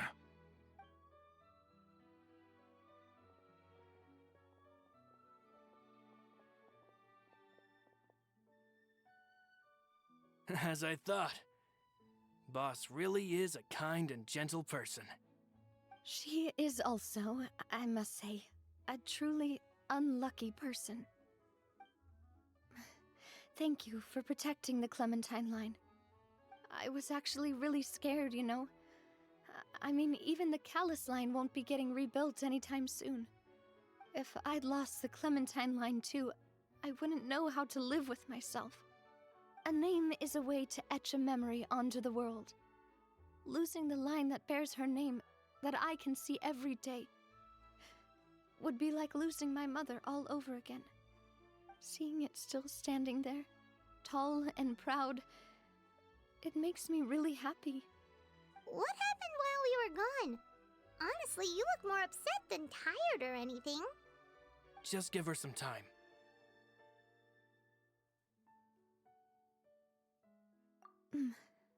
Thank you so much.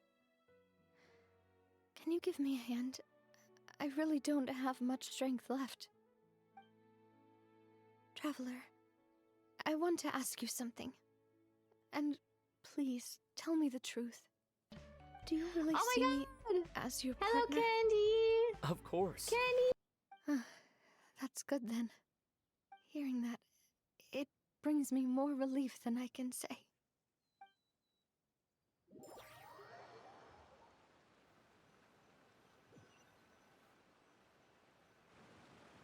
How do you feel, Navia? Any better after taking a break? I feel quite a bit better. But I should probably still rest for a few more days. Sorry, partner. I said some weird things earlier. Feel free to just ignore me.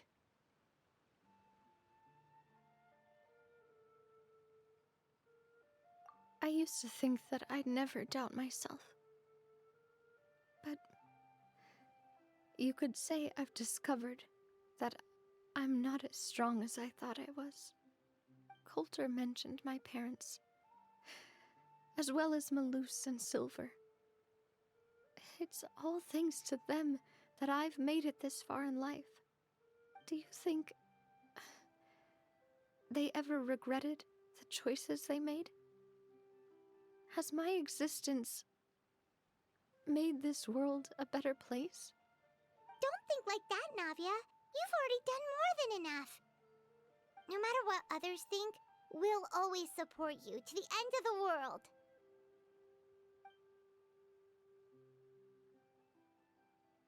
Well, since it's ended up like this, I suppose it's time for me to make a confession as well. There's something that I've been keeping from you as well, boss. Please, follow me. Everything is already prepared. Florent, I hope you can understand that I can't deal with any more shocking revelations right now. Don't worry. This surprise will be a pleasant one.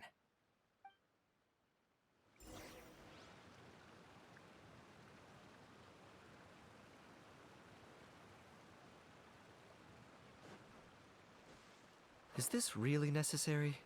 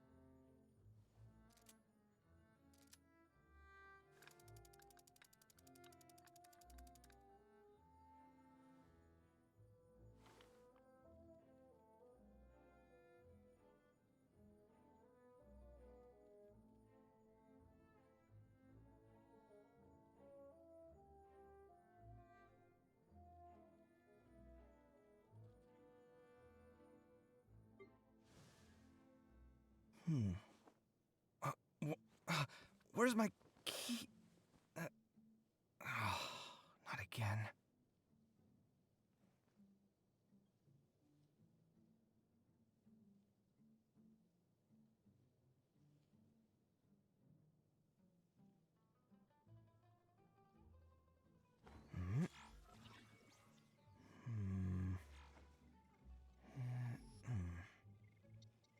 Hmm.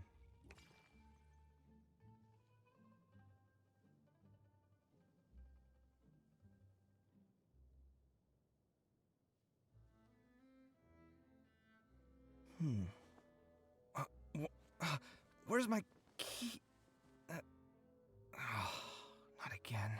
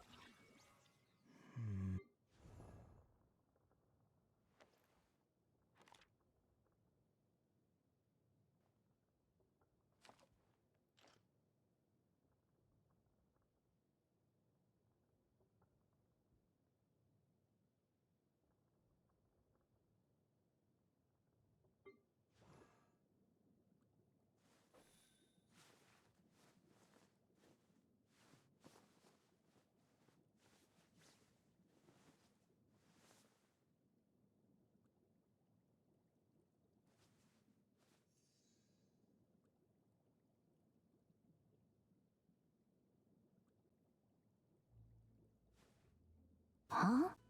Ooh.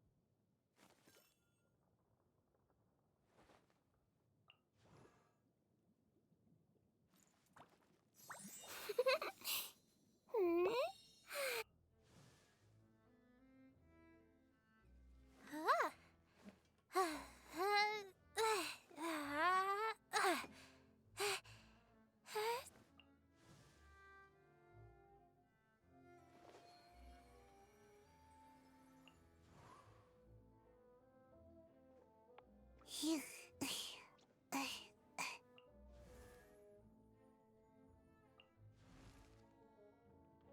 bombs, so heavy.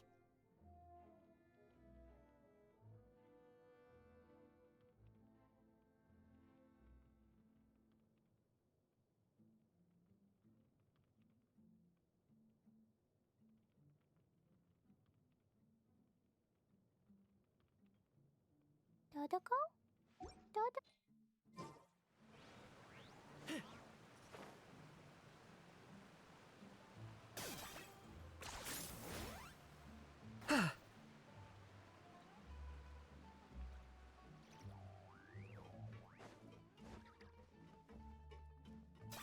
Hi.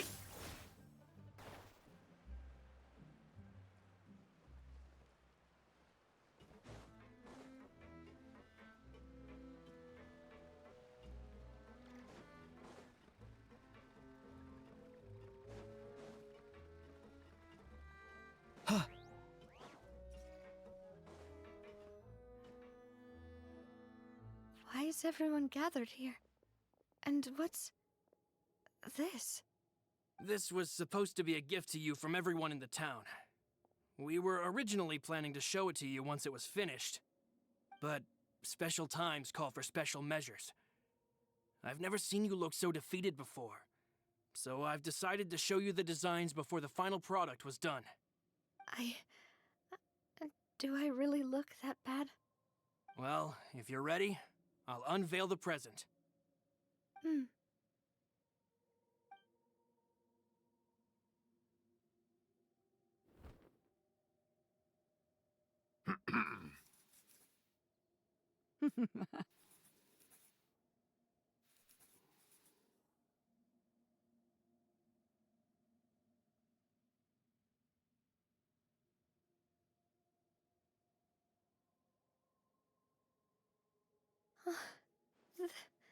This is... Papa, Mother, and me. We designed the look for Miss Clementine based on old camera records, as well as personal recollections from members of the Spina. Wow! This is the statue you mentioned before? It is indeed. To be honest, we decided on the design a long time ago, and gave the sculptor permission to begin working. We only asked Boss to decide on a design so she wouldn't realize we had already started. How could we only have statues of Mr. Callus and Mrs. Clementine? Even though Boss is still young, we've all seen the work she's put in regarding the whole synth business and the rebuilding of Poisson. We wanted to commemorate her contributions with a statue as well. I don't know what Spina di Rosula was like in the past, but I know it's a great organization now. With Navia around, we're not worried about this place's future. We're gathered here today to tell our boss that we support you and believe in you wholeheartedly. I believe everyone is here for you, not the glory days. That's what we believe as well! Thank you so much, everyone. Then I'll be brave and just accept everyone's support for what it is. This really is quite the surprise. I never thought that I'd have the chance to stand next to my mother. Not even in my wildest dreams.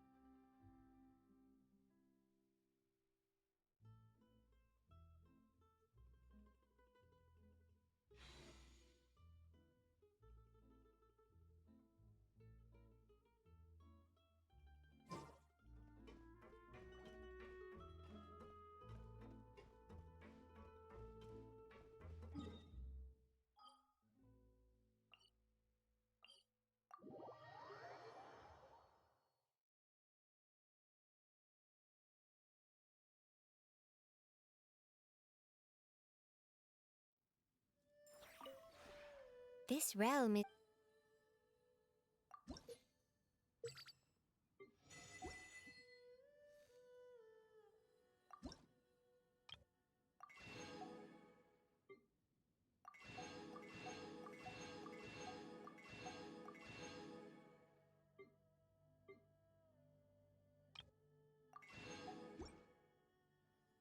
If you ever...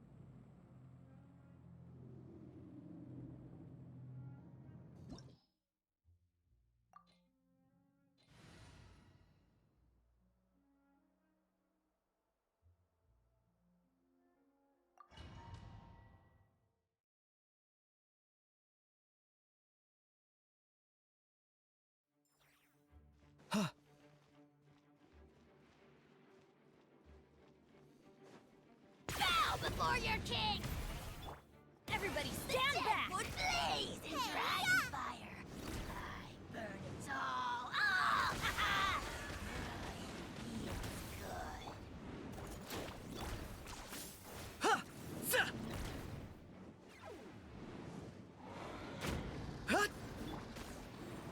Huh? Yeah.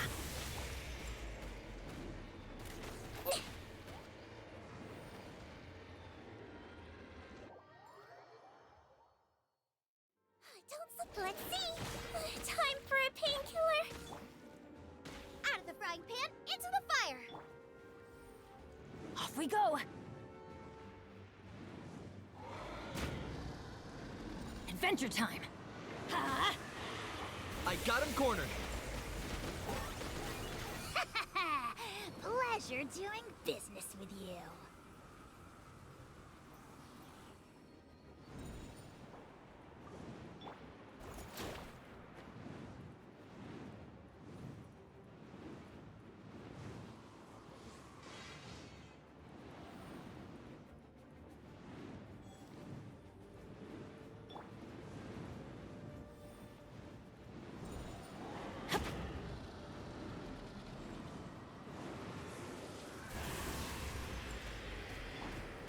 Let's blow bubbles!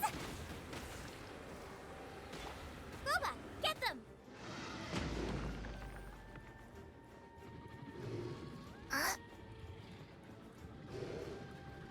Let's light it up! Locked on.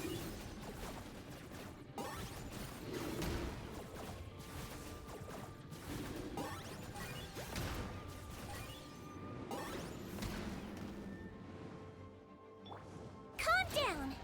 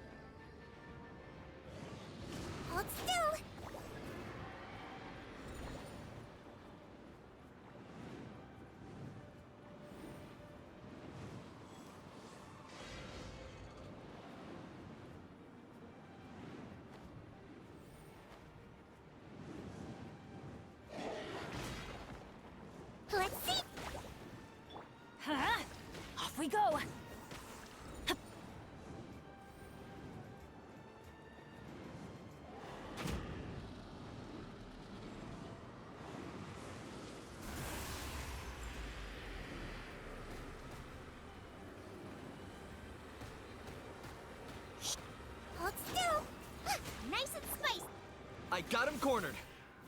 Yeah!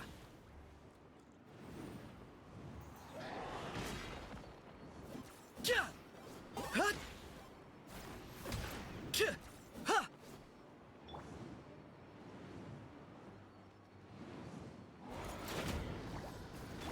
Teamwork is dreamwork!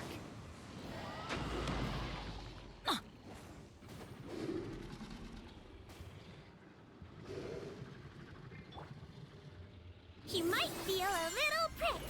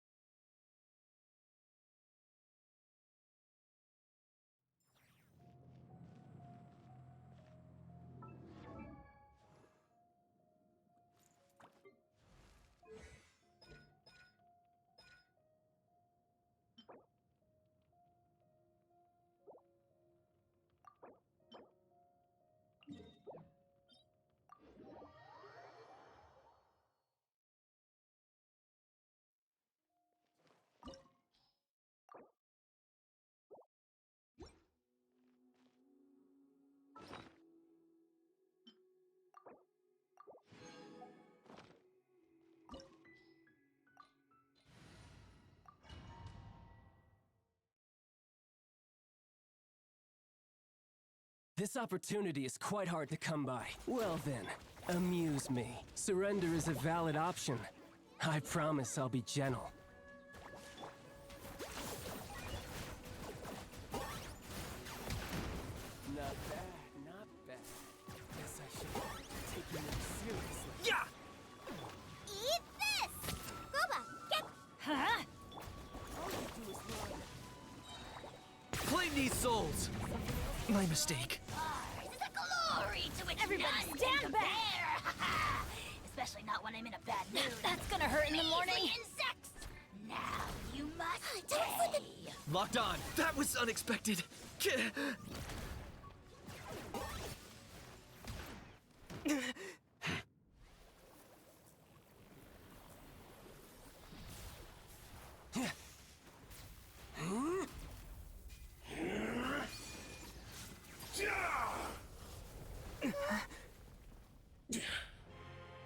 Your strength is praiseworthy. I too shall use all of mine. So, don't you dare disappoint me. Foul Legacy, the Devouring Deep!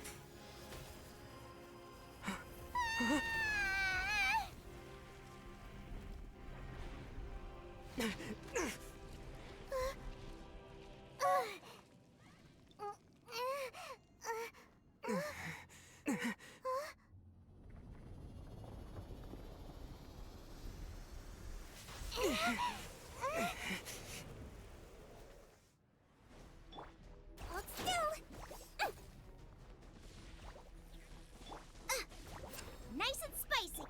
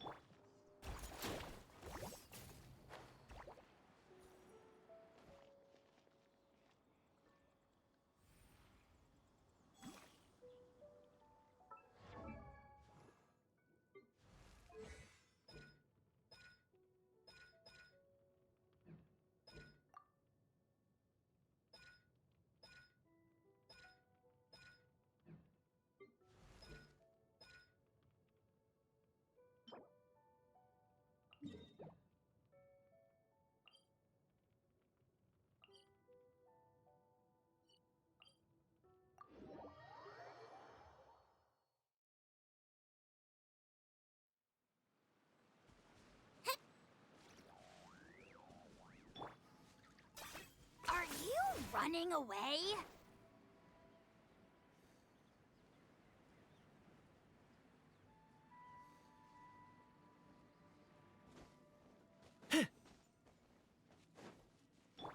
Let's see. Goba, get them. Target acquired.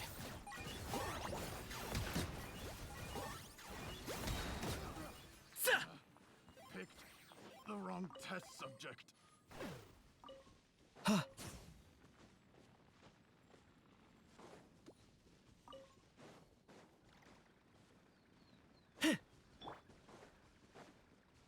There's no way. Teamwork is dreamwork!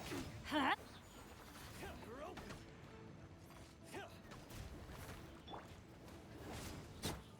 Hold still.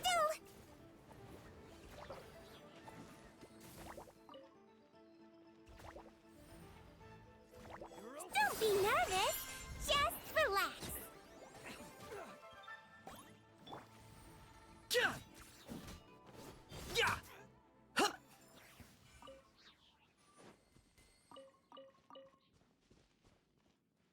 Huh.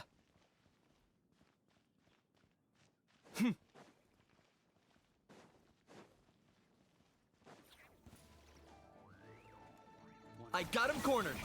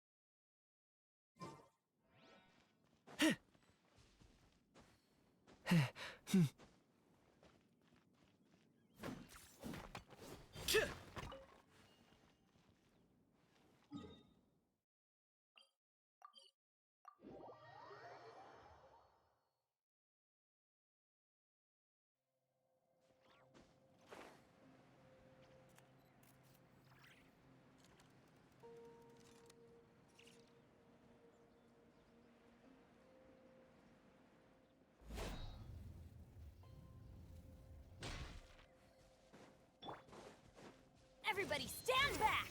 Let's... For the Lord of the Night. Let the dead wood blaze in dragon fire. Burn it all. Ah! Locked on.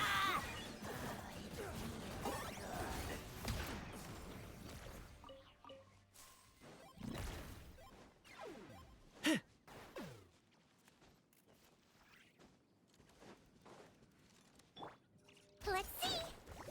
Don't slip and fall.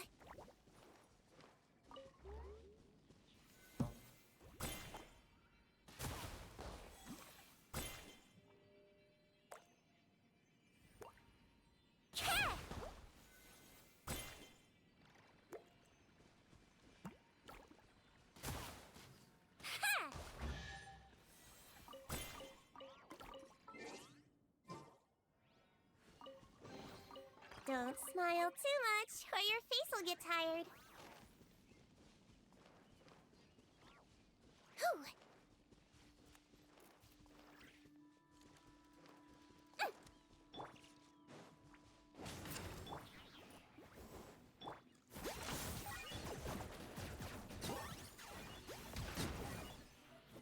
Yeah. Yeah. Huh. Yeah. Huh? Out of the frying pan, into the fire. You're toast.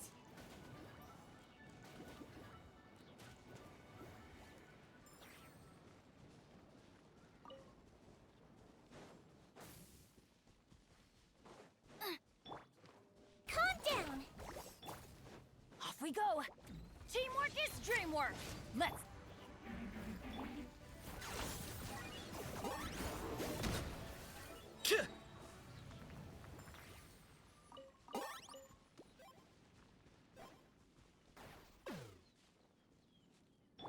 Let's see.